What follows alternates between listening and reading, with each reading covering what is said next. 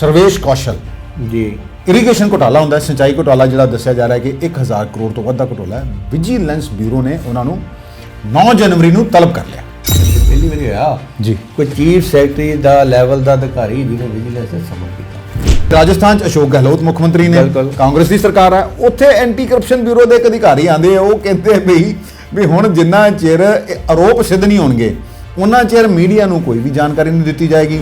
ਇਸੇ ਕਰਕੇ ਕਾਂਗਰਸ ਤੇ ਆਰੋਪ ਲੱਗਣ ਡਿਆ ਨਾ ਵੀ ਭ੍ਰਿਸ਼ਟਾਚਾਰ ਦੀ ਜਨਨੀ ਆ।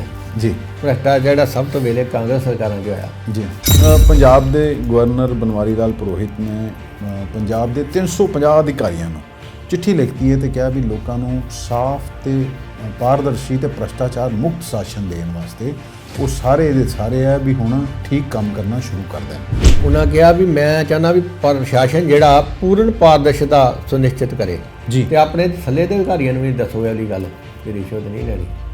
ਤਾਂ ਮੈਨੂੰ ਨਹੀਂ ਲੱਗਦਾ ਗਵਰਨਰ ਸਾਹਿਬ ਦੇ ਇਹਨਾਂ ਕਿਹਾ ਦਾ ਬੀਜੇਪੀ ਦੇਖੋ ਨਾ ਪੰਜਾਬ 'ਚ ਲਗਾਤਾਰ ਆਪਣਾ ਵਿਸਤਾਰ ਕਰ ਰਹੀ ਹੈ। ਅੱਗੇ ਬੀਜੇਪੀ ਲੜਦੀ ਸੀ 23 ਸੀਟਾਂ ਦੇ, ਹੁਣ ਉਹ ਲੜਨੇ 117 ਸੀਟਾਂ ਦੇ ਤੇ ਬੰਦੇ ਤੇ ਪੈੜਾ ਤਾਰੋ ਤੋਂ ਜਾ ਰਹੇ ਆ। ਬੇਸ ਉਹਨਾਂ ਦਾ ਪਿੰਡਾਂ 'ਚ ਬਣੀ ਜਾ ਰਿਹਾ, ਬਹੁਤ ਵਧੀਆ ਬਣ ਡਿਆ ਤੇ ਇਦਾਂ ਹੀ ਚੱਲਦੇ ਰਹੇ ਤੇ ਕੋਈ ਰੋਕ ਨਹੀਂ ਸਕਦਾ ਬੀਜੇਪੀ ਸਰਕਾਰ ਬਣਨ ਨੂੰ।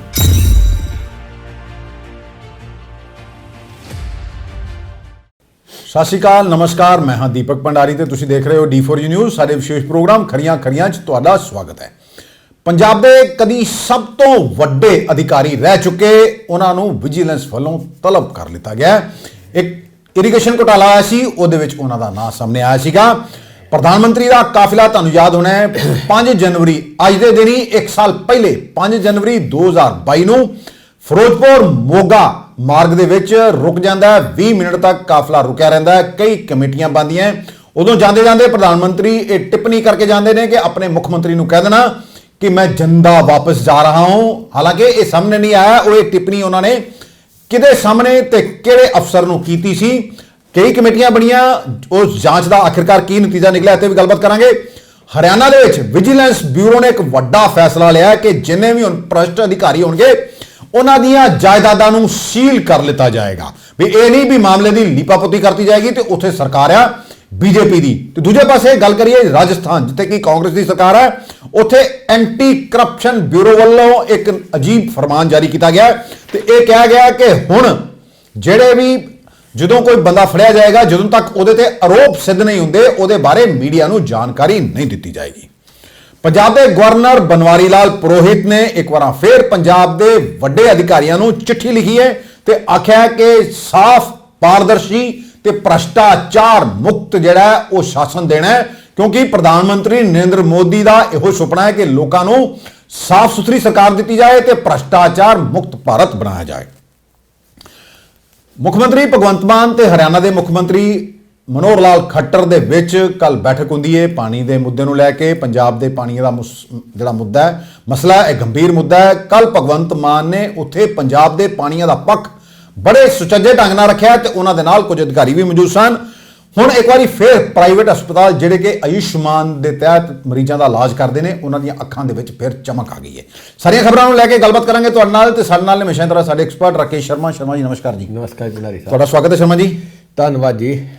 ਸ਼ਰਮਾ ਜੀ, ਸਭ ਤੋਂ ਵੱਡੇ ਅਧਿਕਾਰੀ ਪੰਜਾਬ ਦੇ ਚੀਫ ਸੈਕਟਰੀ ਹੁੰਦੇ ਨੇ। ਮੁੱਖ ਮੰਤਰੀ ਦੇ ਬਰਾਬਰ ਦਾ ਹੀ ਰੁਤਬਾ ਕਿਹਾ ਜਾਏ ਤੇ ਕੋਈ ਗਲਤ ਨਹੀਂ ਹੋਊਗਾ, ਕਿਉਂਕਿ ਬਾਕੀ ਸਭ ਸੈਕਟਰੀ ਜਿਹੜੇ ਵੀ ਹੈ ਪ੍ਰਿੰਸੀਪਲ ਸੈਕਟਰੀਜ਼ ਉਹਨਾਂ ਦੇ ਅੰਡਰ ਆਉਂਦੇ ਆ ਤੇ ਪੰਜਾਬ 'ਚ ਰਹਿ ਚੁੱਕੇ ਨੇ।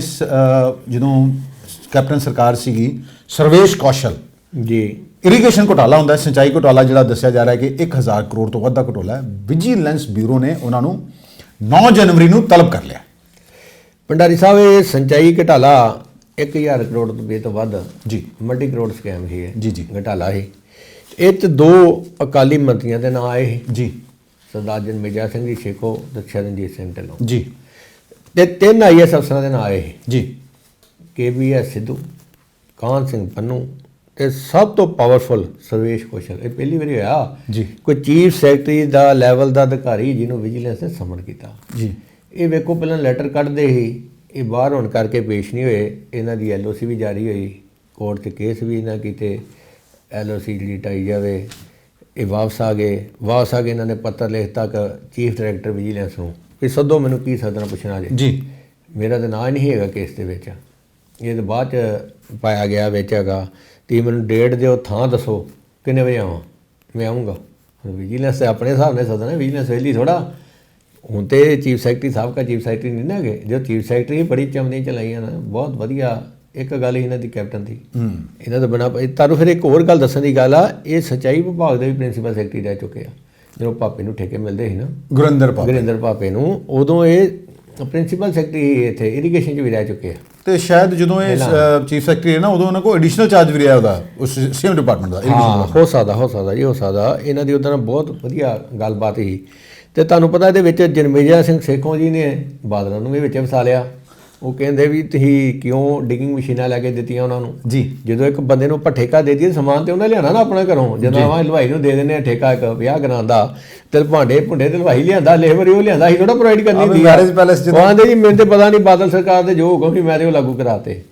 ਹੁਣ ਇਹਨਾਂ ਕੋਲ ਪੁੱਛਗਿੱਛ ਹੋਊਗੀ, ਸਵਾਲ ਲਿਖ ਕੇ ਦਿੱਤੇ ਜਾਣਗੇ, ਸਵਾਲ ਜਵਾਬ ਹੋਣਗੇ, ਵੇਖੋ ਕੀ ਨਿਕਲਦਾ।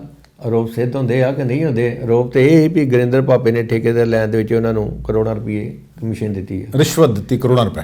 ਹਾਂ, ਰਿਸ਼ਵਤ ਆਈ। ਉਹਨਾਂ ਨੇ ਨਾ ਇੱਕ ਚਿੱਠੀ ਉਹਨਾਂ ਦੀ ਰਕੇਸ਼ ਜੀ, ਉਹਨਾਂ ਦੀ ਚਿੱਠੀ ਜਿਹੜੀ ਸੀ ਨਸ਼ਰ ਹੋਈ ਸੀ, ਬਾਅਦ ਚ ਭਾਵੇਂ ਉਹ ਮੁੱਕਰ ਗਈ ਵੀ ਚਿੱਠੀ ਮੇਰੀ ਨਹੀਂ ਗਈ, ਪਰ ਵਿਜੀਲੈਂਸ ਨੇ ਉਸੇ ਚਿੱਠੀ ਨੂੰ ਆਧਾਰ ਬਣਾਇਆ।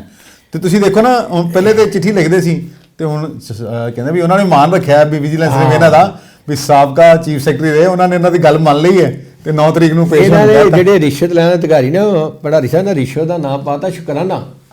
ਲੋਕੀ ਮੇਰਾ ਸ਼ੁਕਰਾਨਾ ਕਰਕੇ ਗਏ, ਮੈਂ ਥੋੜਾ ਕੁਝ ਮੰਗਿਆ ਸੀ। ਨਜ਼ਰਾਨਾ, ਸ਼ੁਕਰਾਨਾ ਤੇ ਹਜਰਾਨਾ, ਸ਼ੁਕਰਾਨਾ ਤੇ ਹਰਜਾਨਾ ਵੀ ਆਂਦੇ ਪਿਆਰ ਨਾਲ ਦੇ ਗਿਆ ਸੀ ਮੈਨੂੰ। ਤੇ ਹੁਣ ਪੁੱਛਗਿੱਛ ਹੋਏਗੀ। ਨਹੀਂ, ਇਹਨਾਂ ਨੇ ਇਹ ਨਹੀਂ ਕਿਹਾ ਵੀ ਮੈਨੂੰ ਪਿਆਰ ਨਾਲ ਦੇ ਗਿਆ, ਵੀ ਅਧਿਕਾਰੀ ਇਹ ਕਹਿਣ ਲੱਗ ਪਏ। ਨਹੀਂ ਨਾ, ਆਮ ਅਧਿਕਾਰੀ ਜਿਹੜਾ ਪੁੱਛੋ ਨਾ ਵੀ ਰਿਸ਼ਵਤ ਲਿਓ ਨਾ, ਇਹ ਸ਼ੁਕਰਾਨਾ ਕਰ ਗਿਆ ਸੀ। ਇਹ ਨਹੀਂ ਮਨੇ। ਹਾਂ, ਨਹੀਂ ਇਹਨਾਂ ਨੇ ਤੇ ਕਿਹਾ, ਇਹ ਕਹਿੰਦੇ ਵੀ ਮੇਰਾ ਤੇ ਕੋਈ ਲੈਣ ਦੇਣ ਨਹੀਂ ਇਹ ਕੰਮ ਨਾਲ। ਹਾਂਜੀ, ਮੈਂ ਕਿਸੇ ਤਰ੍ਹਾਂ ਵੀ ਇਸ ਕੰਮ 'ਚ ਸ਼ਾਮਲ ਨਹੀਂ ਹੈਗਾ। ਤੇ ਕਹਿੰਦੇ ਮੈਂ ਵਿਜੀਲੈਂਸ ਨੂੰ ਪੂਰਾ ਸਹਿਯੋਗ ਕਰਾਂਗਾ। ਜਦੋਂ ਜਿੱਥੇ ਅੱਗੋਂ ਪੇਸ਼ ਹੋਣ ਤੇ 9 ਜਨਵਰੀ ਵਿਜੀਲੈਂਸ ਸੱਦ ਲਿਆ ਹੁਣ। ਹਾਂ, ਦੇਖੋ ਇਹ ਜਾਣਗੇ ਸਵੇਰੇ 10 ਵਜੇ। ਦੇਖੋ ਗੱਲ ਤੇ ਰਕੇਸ਼ ਜੀ ਇਹ ਸਿੱਧਾ ਵੀ, ਕਿਉਂਕਿ ਇਹ ਮਾਮਲਾ ਅੰਜਾਮ ਤੱਕ ਪਹੁੰਚਣਾ ਚਾਹੀਦਾ। ਕਿਉਂਕਿ ਕੈਪਟਨ ਜਦੋਂ ਸਰਕਾਰ ਸੀਗੀ, ਇਹ ਮਾਮਲਾ ਦੇਖੋ 5 ਸਾਲ ਪੁਰਾਣਾ ਹੈ, ਫਾਈਲਾਂ 6 ਸਾਲ ਪੁਰਾਣਾ ਹੋ ਗਿਆ ਕਿ ਹੁਣ ਤੇ ਰਟਕਦੀਆਂ ਰਹੀਆਂ, ਫਾਈਲਾਂ ਲਟਕਦੀਆਂ ਰਹੀਆਂ, ਕਲੀਨ ਚਿੱਟ ਦਿੱਤੀ ਗਈ, ਮਨਜ਼ੂਰੀ ਮੰਗੀ, ਮਨਜ਼ੂਰੀ ਨਹੀਂ ਦਿੱਤੀ ਗਈ। ਹੁਣ ਇਹ ਤੇ ਆਮ ਆਦਮੀ ਪਾਰਟੀ ਦੀ ਸਰਕਾਰ ਆਈ ਹੈ। ਚਲੋ ਜੋ ਵੀ ਇਹਦੇ 'ਚ ਹੋਇਆ, ਸੱਚ ਜਿਹੜਾ ਦੁੱਧ ਦਾ ਦੁੱਧ, ਪਾਣੀ ਦਾ ਪਾਣੀ ਹੋਣਾ ਚਾਹੀਦਾ। ਤੇ ਉਮੀਦ ਵੀ ਹੈ, ਕਿਉਂਕਿ ਵੈਸੇ ਨਾ ਜਦੋਂ ਇਹ ਕਹਿੰਦੇ ਨਹਿਰਾਂ ਨੂੰ ਸਾਫ਼ ਕਰਨ ਦੇ ਜਿਹੜੇ ਹੁੰਦੇ ਨਾ ਠੇਕੇ ਠੁਕੇ, ਉਹਨਾਂ ਦੇ ਜਿਹੜੇ ਸਬੂਤ ਹੈ ਨਾ, ਉਹ ਲੱਭਣੇ ਬੜੇ ਔਖੇ ਹੁੰਦੇ ਆ। ਭੰਡਾਰੀ ਸਾਹਿਬ, ਕਾਗਜ਼ਾਂ ਦੀ ਮਿੱਟੀ ਨਿਕਲਦੀ, ਕਾਗਜ਼ਾਂ ਦੀ ਰੁੜ ਜਾਂਦੀ, ਕਾਗਜ਼ਾਂ 'ਚ ਪੈ ਜਾਂਦੀ ਆ। ਹਰ ਸਾਲ ਹੜਾਣਾ, ਹਰ ਸਾਲ ਰੁੜ ਜਾਣਾ, ਹਰ ਸਾਲ ਟੁੱਟਣਾ, ਪਤਾ ਨਹੀਂ ਲੱਗਣਾ ਬਣਿਆ ਕਿ ਨਹੀਂ ਬਣਿਆ। ਚਲੋ ਉਮੀਦ ਕਰਦੇ ਹਾਂ ਕਿ ਵਿਜੀਲੈਂਸ ਚੰਗਾ ਕੰਮ ਕਰ ਰਹੀ ਹੈ ਤੇ ਮਾਨ ਸਰਕਾਰ ਇਹਦੇ ਤੇ ਕੁਛ ਨਾ ਕੁਛ ਇਹ ਕਿਸੇ ਸਿੱਟੇ ਤੇ ਜ਼ਰੂਰ ਪਹੁੰਚਣਗੇ, ਕਿਉਂਕਿ ਇਹ ਵੀ ਸਰਕਾਰ ਦੀ ਸਾਖ ਦਾ ਸਵਾਲ ਬਣ ਗਿਆ। ਜਦੋਂ ਚੋਂ ਕੁਛ ਨਹੀਂ ਨਿਕਲਦਾ ਤੇ ਇਹ ਵੀ ਹੋਏਗਾ ਵੀ ਇਹ ਜਾਣਬੁੱਝ ਕੇ ਇੱਕ ਨਾ ਮਾਈਲੇਜ ਲੈਣ ਵਾਸਤੇ ਇਹ ਕੰਮ ਕਰ ਰਹੀ ਸੀ। ਬਿਲਕੁਲ ਭੰਡਾਰੀ ਸਾਹਿਬ, ਇਹ ਅਕਾਲੀ ਦਲ ਸਰਕਾਰ ਵੇਲੇ ਘਟਾਲਾ ਹੋਇਆ ਜੀ। ਕੈਪਟਨ ਸਰਕਾਰ ਵੇਲੇ FIR ਦਰਜ ਹੋਈ। ਕੈਪਟਨ ਸਾਹਿਬ ਨੇ ਮਗਰੋਂ ਇਹਦੀ ਮਨਜ਼ੂਰੀ ਨਹੀਂ ਦਿੱਤੀ ਕੇਸ ਚਲਾਉਣ ਦੀ। ਤੇ ਜਦੋਂ ਭਗਵੰਤ ਮਾਨ ਸਰਕਾਰ ਆਈ ਤੇ ਉਹਨਾਂ ਨੇ ਇਹਦੀ ਮਨਜ਼ੂਰੀ ਦੇ ਦਿੱਤੀ ਕੇਸ ਨੂੰ ਅੱਗੇ ਤੋਰਨ ਦੀ।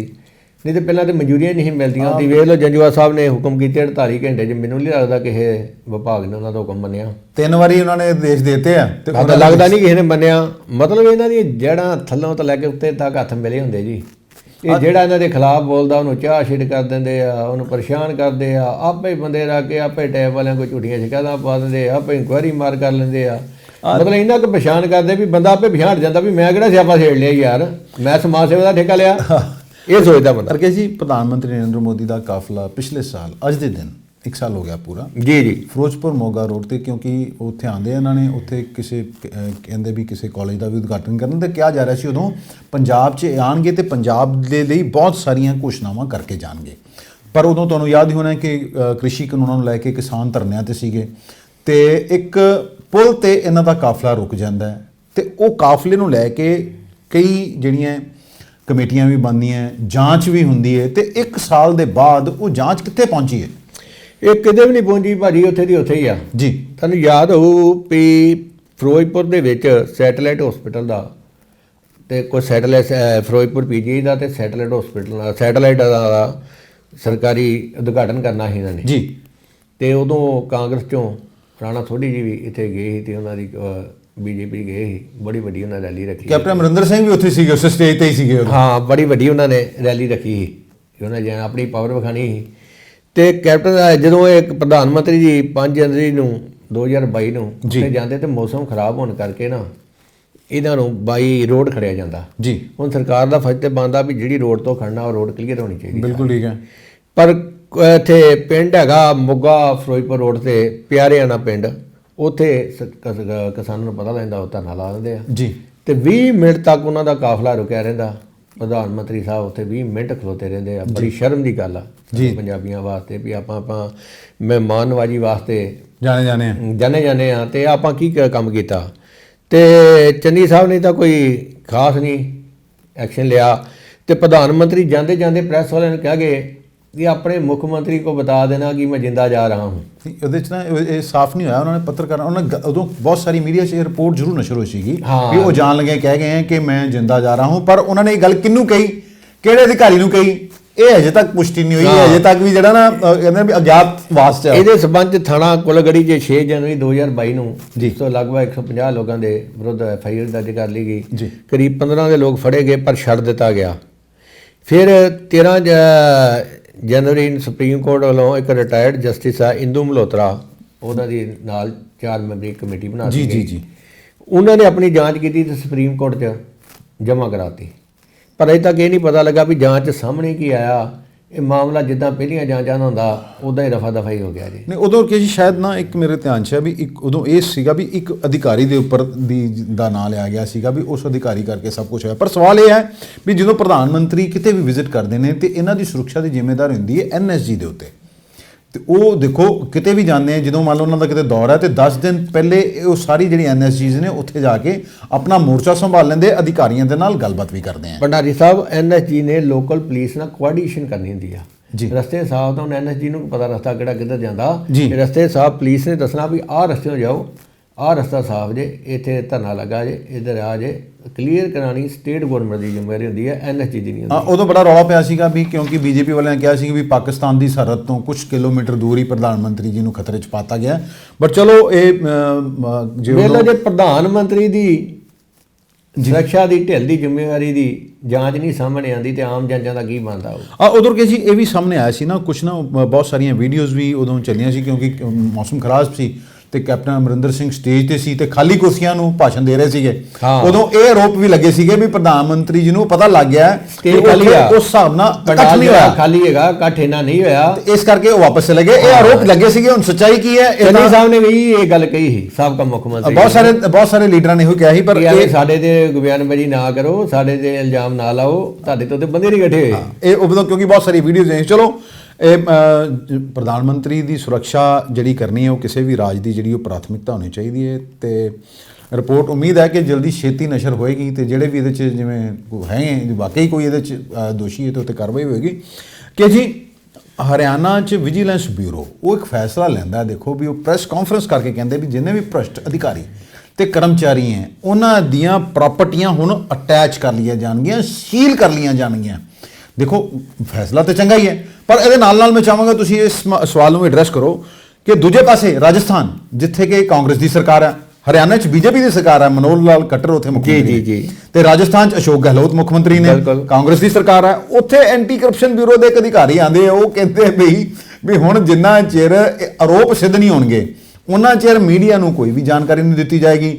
ਪਰ ਇੱਥੇ ਸਵਾਲ ਤੇ ਖੜਾ ਹੁੰਦਾ ਵੀ ਆਰੋਪ ਸਿੱਧ ਹੁੰਦਿਆਂ ਤੇ ਸਾਲ ਲੱਗ ਜਾਂਦੇ ਆ। ਅੱਜ ਤੋਂ 10 ਸਾਲ ਪਹਿਲੇ ਕੀ ਹੋਇਆ ਤੇ ਅੱਜ ਉਹਦੇ ਜਦੋਂ ਕੋਈ ਫੈਸਲਾ ਆਉਂਦਾ ਹੈ ਤੇ ਇੰਨੀ ਦੇਰ ਤੱਕ ਤੇ ਲੋਕਾਂ ਨੂੰ ਪਤਾ ਪੁੱਤਾ ਚੇਤਾ ਵੀ ਭੁੱਲ ਜਾਂਦਾ ਹੈ ਵੀ ਇਹ ਕੀ ਵਾਕਈ ਇੱਕ ਬੰਨੇ ਤੇ ਸਰਕਾਰਾਂ ਵਾਕਈ ਚਾਹ ਰਹੀਆਂ ਕਿ ਭ੍ਰਸ਼ਟਾਚਾਰ ਖਤਮ ਹੋ ਜਾਏ, ਕਿ ਦੂਜੇ ਪਾਸੇ ਕੀ ਭ੍ਰਸ਼ਟਾਚਾਰੀਆਂ ਨੂੰ ਬਚਾਉਣ ਦੀ ਗੱਲ ਕੀਤੀ ਜਾ ਰਹੀ ਹੈ। ਫਿਰ ਇਸੇ ਕਰਕੇ ਕਾਂਗਰਸ ਤੇ ਰੋਪ ਲੱਗਣ ਡਿਆ ਨਾ ਵੀ ਭ੍ਰਸ਼ਟਾਚਾਰ ਦੀ ਜਨਨੀ ਆ ਜੀ। ਭ੍ਰਸ਼ਟਾਚਾਰ ਜਿਹੜਾ ਸਭ ਤੋਂ ਵੇਲੇ ਕਾਂਗਰਸ ਸਰਕਾਰਾਂ 'ਚ ਹੋਇਆ ਜੀ। ਹੁਣ ਦੀ ਵੇਖ ਲਓ, ਹੁਣ ਵੀ ਜਿੰਨੇ ਆ ਮਾਨ ਸਰਕਾਰ ਭ੍ਰਸ਼ਟਾਚਾਰ ਕੱਢਣ ਦੇ, ਕਾਂਗਰਸ ਦੇ ਕੱਢਣ ਦੇ, ਮੰਤਰੀ ਕਾਬੂ ਆਉਣ ਦੇ ਸਾਰੇ ਜੀ। ਹੁਣ ਜਿਹੜੇ ਹਰਿਆਣਾ ਦੇ ਐਂਟੀ ਕਰਪਸ਼ਨ ਬਿਊਰੋ ਦੇ DG ਹੈਗੇ ਆ, ਹਰਿਆਣਾ ਦੇ ਨਹੀਂ NAS ਦੇ ਰਾਜਸਥਾਨ ਦੇ ਐਂਟੀ ਕਰਪਸ਼ਨ ਬਿਊਰੋ ਦੇ DG ਜੀ ਹੇਮੰਤ ਪ੍ਰਿਯਦਰਸ਼ਨੀ, ਉਹਨਾਂ ਦਾ ਇਹ ਨਵਾਂ ਫਰਮਾਨ ਜਾਰੀ ਕੀਤਾ। ਤੁਗਲਕੀ ਫਰਮਾਨ ਹੈ ਤੇ ਮੈਨੂੰ ਤਾਂ ਚਾਹੀਦਾ ਵੀ ਗਹਿਲੋਤ ਸਰਕਾਰ ਨੂੰ ਚਾਹੀਦਾ ਵੀ ਇਹਨੂੰ ਇਮੀਡੀਏਟਲੀ ਸਸਪੈਂਡ ਕਰ ਦੇਣ। ਇਹ ਐਂਟੀ ਕਰਪਸ਼ਨ ਤੇ ਬਿਊਰੋ 'ਚ ਲੱਗਣ ਦੇ ਕਾਬਲ ਹੀ ਨਹੀਂ ਹੈਗੇ। ਹੋ ਸਕਦਾ ਵੀ ਸਰਕਾਰ ਦਾ ਹੀ ਉਹਨਾਂ ਨੂੰ ਫਰਮਾਨ ਹੋਏ ਵੀ ਤੁਸੀਂ ਜਦੋਂ ਇਜਾਜ਼ਤ ਲੈਣਾ ਹੈ ਸਰਕਾਰ ਭੁਗਤ ਲੂਗੀ। ਇਲੈਕਸ਼ਨ ਆਉਣ ਵਾਲੇ ਆ ਉੱਥੇ, ਸਰਕਾਰ ਵੀ ਚਲਦਾ ਹੋ ਜਾਊਗੀ। ਲੋਕੀ ਹੁਣ ਭ੍ਰਸ਼ਟਾਚਾਰੀਆਂ ਨੂੰ ਪਸੰਦ ਨਹੀਂ ਕਰਦੇ ਜੀ। ਜੇ ਇਹਨਾਂ ਨੇ ਕਿਹਾ ਜੀ ਜਿੰਨੇ ਭ੍ਰਸ਼ਟਾਚਾਰੀ ਆ ਉਹਨਾਂ ਦੀ ਹੁਣ ਫੋਟੋ ਤੇ ਜਿਹੜੀ ਸੂਚਨਾ ਜਦੋਂ ਅਸੀਂ ਫੜਾਂਗੇ ਪ੍ਰੈਸ ਨੂੰ ਲੀਕ ਨਹੀਂ ਕੀਤੀ ਜਾਊਗੀ। ਕਿਉਂਕਿ ਜਿੰਨ ਚਿਰ ਉਹਨਾਂ ਦੇ ਆਰੋਪ ਨਹੀਂ ਸਿੱਧ ਹੁੰਦੇ। ਆਰੋਪ ਕੀ ਸਿੱਧ ਹੋਣੇ? ਭ੍ਰਿਸ਼ਟਾਚਾਰੀ ਤੇ ਬੰਦਿਆਂ ਨੂੰ ਡਰਾ ਧਮਕਾ ਕੇ ਬਹਾ ਲੈਂਦੇ ਆ, ਆਪਣੇ ਹੱਕ 'ਚ ਬਿਆਨ ਲੈ ਲੈਂਦੇ, ਆਪਣੇ ਅੱਗੇ ਬਿਆਨ ਅਗਰ ਆਰੋਪ ਸਿੱਧ ਹੋਣੇ ਨਹੀਂ, ਤੀ ਕਿਸੇ ਨੂੰ ਦੱਸਣਾ ਜੀ। ਨਹੀਂ, ਲੋਕਾਂ ਨੂੰ ਕਿੱਦਾਂ ਪਤਾ ਲੱਗੂ? 2-4 ਨੂੰ ਸ਼ਰਮ ਆਉਂਦੀ ਆ ਵੀ ਯਾਰ ਮੇਰੇ ਧੀਆਂ ਪੁੱਤ ਕੁੜਮ ਵੇਖਣਗੇ ਵੀ ਮੈਂ ਭ੍ਰਿਸ਼ਟ ਹੈਗਾ, ਮੈਂ ਰਿਸ਼ਵਤ ਲੈਣਾ, ਮੈਂ ਫੜਿਆ ਗਿਆ, ਉਹਨੂੰ ਤੇ ਸ਼ਰਮ ਆਊਗੀ, ਤੇ ਉਹਨੂੰ ਸ਼ਰਮ ਆਊਗੀ ਨਹੀਂ, ਉਹਨੇ ਤਾਂ ਕਹਿਣਾ ਬਹੁਤ ਵਧੀਆ ਕੰਮ ਹੋ ਗਿਆ ਯਾਰ। ਇਹਦੇ 'ਚ ਨਾ ਮੈਂ ਇੱਕ ਗੱਲ ਐਡ ਕਰਨਾ ਸ਼ਰਮ ਦੀ ਗੱਲ ਤੋਂ ਨਾ, ਮੈਂ ਨਾ ਕੱਲ ਇੱਕ ਦੇਖ ਰਿਹਾ ਸੀਗਾ, ਉਹਦੇ 'ਚ ਨਾ ਉਹਨੇ ਬੜਾ ਸੋਹਣਾ ਲਿਖਿਆ, ਕਹਿੰਦਾ ਵੀ ਜਦੋਂ ਇਲੈਕਸ਼ਨ 'ਚ ਨਾ ਇੱਕ ਬੰਦਾ ਖੜਾ ਹੋ ਜਾਂਦਾ ਕੋਈ ਮੇਰੇ ਵਰਗਾ, ਤੇ ਉਹ ਆਪਣੀ ਜਾਇਦਾਦ ਭਰ ਦਿੰਦਾ ਵੀ ਮੇਰੀ 150 ਕਰੋੜ ਦੀ ਜਾਇਦਾਦ ਆ, ਤੇ ਉਹ ਤੁਹਾਡੇ ਵਰਗਾ ਮੈਨੂੰ ਪੁੱਛਦਾ ਯਾਰ ਤੇਰੇ ਕੋਲ ਇਹਨੇ ਪੈਸੇ ਕਿੱਥੋਂ ਆਏ, ਤੇਰੇ ਕੋਲ ਤੇ ਮਹਾਂ ਥੋੜੇ ਪੈਸੇ ਆ ਬੜੇ, ਤੂੰ ਕਾਰੋਬਾਰ ਕਰਦਾ, ਛੋਟਾ ਚੈਨਲ ਚਲਾਉਣਾ। ਮੇਰੇ ਉਹ ਅੱਗੋਂ ਜਵਾਬ ਭਾਈ ਸਾਹਿਬ ਇਹ ਦਿੰਦੇ ਆ ਵੀ ਕਹਿੰਦੇ ਜੇ ਤੇ ਮੈਂ ਜਿੱਤ ਗਿਆ ਫਿਰ ਮੇਰੇ ਕੋਲ 150 ਕਰੋੜ ਹੋ ਹੀ ਜਾਣਾ, ਤੇ ਫਿਰ ਮੈਨੂੰ ਵਿਜੀਲੈਂਸ ਪੁੱਛੂਗੀ ਤੇ ਨਾ ਵੀ ਦੇਖੋ ਪੈਸੇ ਕਿੱਥੋਂ ਆਏ। ਹਾਂ ਨਾ ਕਰੋ, ਜੇ ਹਾਰ ਗਿਆ ਤੇ ਫਿਰ ਕੋਈ ਗੱਲ ਨਹੀਂ। ਮਤਲਬ ਆਹ ਹਾਲਾਤ ਜੇ ਇਹਨਾਂ ਦੇ ਹੁਣ ਬਿਲਕੁਲ ਠੀਕ ਗੱਲ ਆ। ਹੁਣ ਪਹਿਲਾਂ ਇਹੋ ਹੀ ਐਂਟੀ ਕਰਪਸ਼ਨ ਬਿਊਰੋ ਜਦੋਂ ਮੌਕੇ ਤੇ ਜਾਂਦੀ ਸੀ ਨਾ, ਉੱਥੇ ਫੋਟੋਆਂ ਖਿੱਚਦੀ, ਵੀਡੀਓ ਬਣਾਉਂਦੀ ਸੀ, ਤੇ ਉਹ ਵੀਡੀਓ ਨੂੰ ਪ੍ਰੈਸ ਨੂੰ ਭੇਜਦੀ ਸੀ ਤਾਂ ਕਿ ਲੋਕਾਂ ਨੂੰ ਪਤਾ ਲੱਗੇ ਵੀ ਆਹ ਭ੍ਰਿਸ਼ਟ ਅਧਿਕਾਰੀ ਹੈ, ਤੇ ਅਸੀਂ ਕੀ ਫੜਿਆ, ਕੋਈ ਰੋਪ ਨਾ ਲਾਵੇ ਵੀ ਮੈਨੂੰ ਜਾਣਬੁੱਝ ਕੇ ਮੇਰੇ ਹੱਥ ਪੈਸੇ ਫੜਾਤੇ। ਆਮ ਤੌਰ ਤੇ ਵੇਖੋ ਜਿੰਨੇ ਚੋਰ ਫੜੇ ਜਾਂਦੇ ਰੰਗੇ ਹੱਥੀ, ਉਹ ਕਹਿੰਦੇ ਮੈਂ ਤਾਂ ਲਿਆ ਨਹੀਂ, ਮੇਰੇ ਹੱਥ ਬਦ-ਬਦੀ ਫੜਾਤੇ ਵਿਜੀਲੈਂਸ। ਭਾਜੀ ਜਦੋਂ ਚਰਨਜੀਤ ਸਿੰਘ ਚੰਨੀ ਦੇ ਭਾਂਜੇ ਦੇ ਘਰੋਂ 10 ਕਰੋੜ ਫੜਿਆ ਗਿਆ, ਤੇ ਇਹ ਆਪ ਲੀਡਰ ਕਹਿੰਦੇ ਸੀ ਵੀ ਈਡੀ ਆਪ ਪੈਸੇ ਲੱਗੀ 10 ਕਰੋੜ ਰੁਪਏ ਦੇ ਨੋਟ ਗਿਣਨ ਵਾਲੀ ਮਸ਼ੀਨ ਵੀ ਈਡੀ ਲੈ ਗਈ ਉਹਦੇ ਘਰ। ਹੁਣ ਕਰੀਏ ਹਰਿਆਣੇ ਦੀ ਗੱਲ, ਉੱਥੋਂ ਦੇ ਡੀਜੀ ਆ ਸਟੇਟ ਵਿਜੀਲੈਂਸ ਬਿਊਰੋ ਦੇ ਇੰਚਾਰਜ ਸ਼ਤਰੂਜੀਤ ਕਪੂਰ ਜੀ, ਉਹਨਾਂ ਨੇ ਪ੍ਰੈਸ ਕਾਨਫਰੰਸ ਕਰਕੇ ਇਹ ਕਿਹਾ ਵੀ ਜਿੰਨੇ ਭ੍ਰਿਸ਼ਟ ਅਧਿਕਾਰੀ ਹੁਣ ਫੜੇ ਜਾਣਗੇ ਉਹਨਾਂ ਦੀ ਪ੍ਰਾਪਰਟੀ ਟੈਚ ਕੀਤੀ ਜਾਊਗੀ। ਬਿਲਕੁਲ ਠੀਕ ਹੈ, ਅਸੀਂ ਬਿਲਕੁਲ ਇਹ ਕੰਮ ਕਰਾਂਗੇ। ਵੇਖੋ ਸਾਡੀ ਵਿਜੀਲੈਂਸ ਬਿਊਰੋ ਵੀ ਬਹੁਤ ਵਧੀਆ ਕੰਮ ਕਰਦੀ ਆ, ਤੇ ਇੱਥੇ ਵੀ ਮੁੱਖ ਮੰਤਰੀ ਸਾਹਿਬ ਨੇ ਕਿਹਾ ਵੀ ਜਿੰਨੇ ਸਮਗਲਰ ਆ ਉਹਨਾਂ ਦੀ ਪ੍ਰਾਪਰਟੀਆਂ ਅਟੈਚ ਕਰੋ।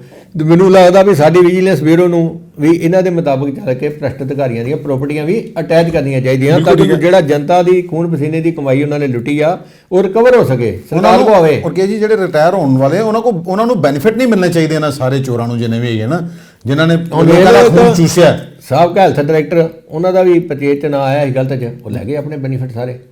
ਆ ਵੇਖੋ ਇਹ ਫਿਰ ਬੜੀ ਗਲਤ ਗੱਲ ਹੈ ਨਾ ਜੀ, ਹਾਸੋ ਨਿਸਤਿਥੀ ਹੈ ਵੀ ਜਿੰਨਾ ਚਿਰ ਉਹ ਕੇਸ ਦਾ ਫਾਇਦਾ ਹੁੰਦਾ। ਸ਼ਤਰੂਜੀਤ ਕਪੂਰ ਨੇ ਦੱਸਿਆ ਵੀ ਉਹਨਾਂ ਨੇ 2022 ਦੇ ਵਿੱਚ 170 ਜਿਹੜੇ ਆ ਰੇਡ ਕੀਤੇ, ਜਿਹੜੇ ਟਰੈਪ ਲਾਏ ਜਿਹੜੇ ਪੂਰੇ, ਉਹਦੇ 'ਚ 6 ਕਰੋੜ 21 ਲੱਖ ਤੇ 70,230 ਰੁਪਏ ਉਹਦੀ ਸਪੋਰਟ ਹੀ ਫੜ ਲਏ।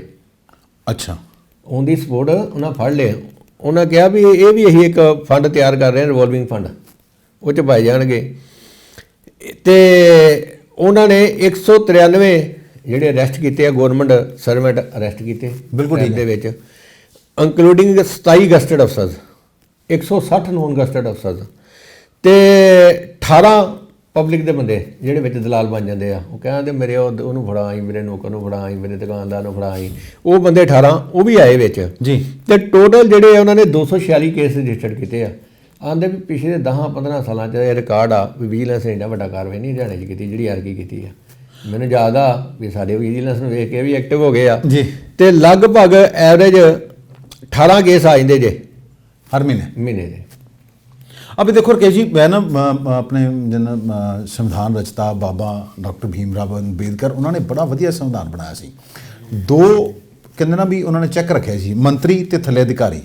ਉਹ ਮੈਨੂੰ ਗਵਰਨਰ ਸਾਹਿਬ ਦਾ ਮੈਂ ਇੱਕ ਦਿਨ ਭਾਸ਼ਣ ਸੁਣ ਰਿਹਾ ਸੀ, ਉਹ ਕਹਿੰਦੇ ਵੀ ਵੇਖੋ ਇਹ ਉਹਨਾਂ ਨੂੰ ਕਹਿੰਦੇ ਉਹਨਾਂ ਨੇ ਇਸ ਕਰਕੇ ਬਣਾਇਆ ਸੀ ਵੀ ਦੋਵਾਂ ਚੋਂ ਇੱਕ ਜਿਹੜਾ ਨਾ ਉਹ ਇੱਕ ਦੂਜੇ ਦੀ ਚੋਰੀ ਫੜਨਗੇ, ਪਰ ਕਹਿੰਦੇ ਉਹਨੂੰ ਇਹ ਚੀਜ਼ ਦੱਸਣਾ ਭੁੱਲ ਗਏ ਵੀ ਇਹ ਦੋਵੇਂ ਚੋਰ ਜੇ ਰਲ ਗਏ, ਕਹਿੰਦੇ ਫਿਰ ਹੁਣ ਜਨਤਾ ਇਹਨਾਂ ਚੋਰਾਂ ਨੂੰ ਸਬਕ ਸਿਖਾਏਗੀ। ਤੇ ਵਾਕਈ ਕੀ ਜਨਤਾ ਨੇ ਸਬਕ ਸਿਖਾਇਆ ਵੀ ਹੈ, ਸਿਖਾਤਾ, ਸਰਕਾਰ ਕੰਜਾ ਕੰਮ ਕਰ ਰਹੀ ਆ, ਸਬਕ ਸਿਖਾਇਆ ਵਾ।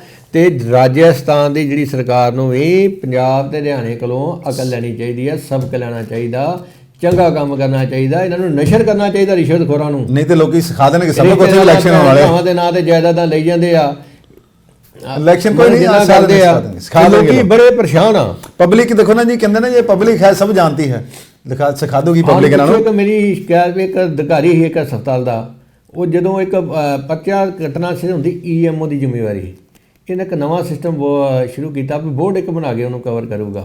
ਉਹ ਬੋਰਡ ਦੇ ਨਾਂ ਦੇ ਉੱਤੇ ਇੱਕ ਕਰਪਟ ਅਧਿਕਾਰੀ ਨੂੰ ਇਹਨਾਂ ਨੇ ਚਾਰਜ ਦੇ ਦਿੱਤਾ, ਜਿਹਦਾ ਕੋਈ ਬੋਰਡ ਨਾਲ ਸੰਬੰਧ ਨਹੀਂ, ਬੋਰਡ ਨਾਲ ਕੰਮ ਕਰਨਾ ਹੁੰਦਾ, ਫੋਰੈਂਸਿਕ ਦੇ ਵਿਭਾਗ ਦੇ ਅਧਿਕਾਰੀ ਨੇ ਜੀ।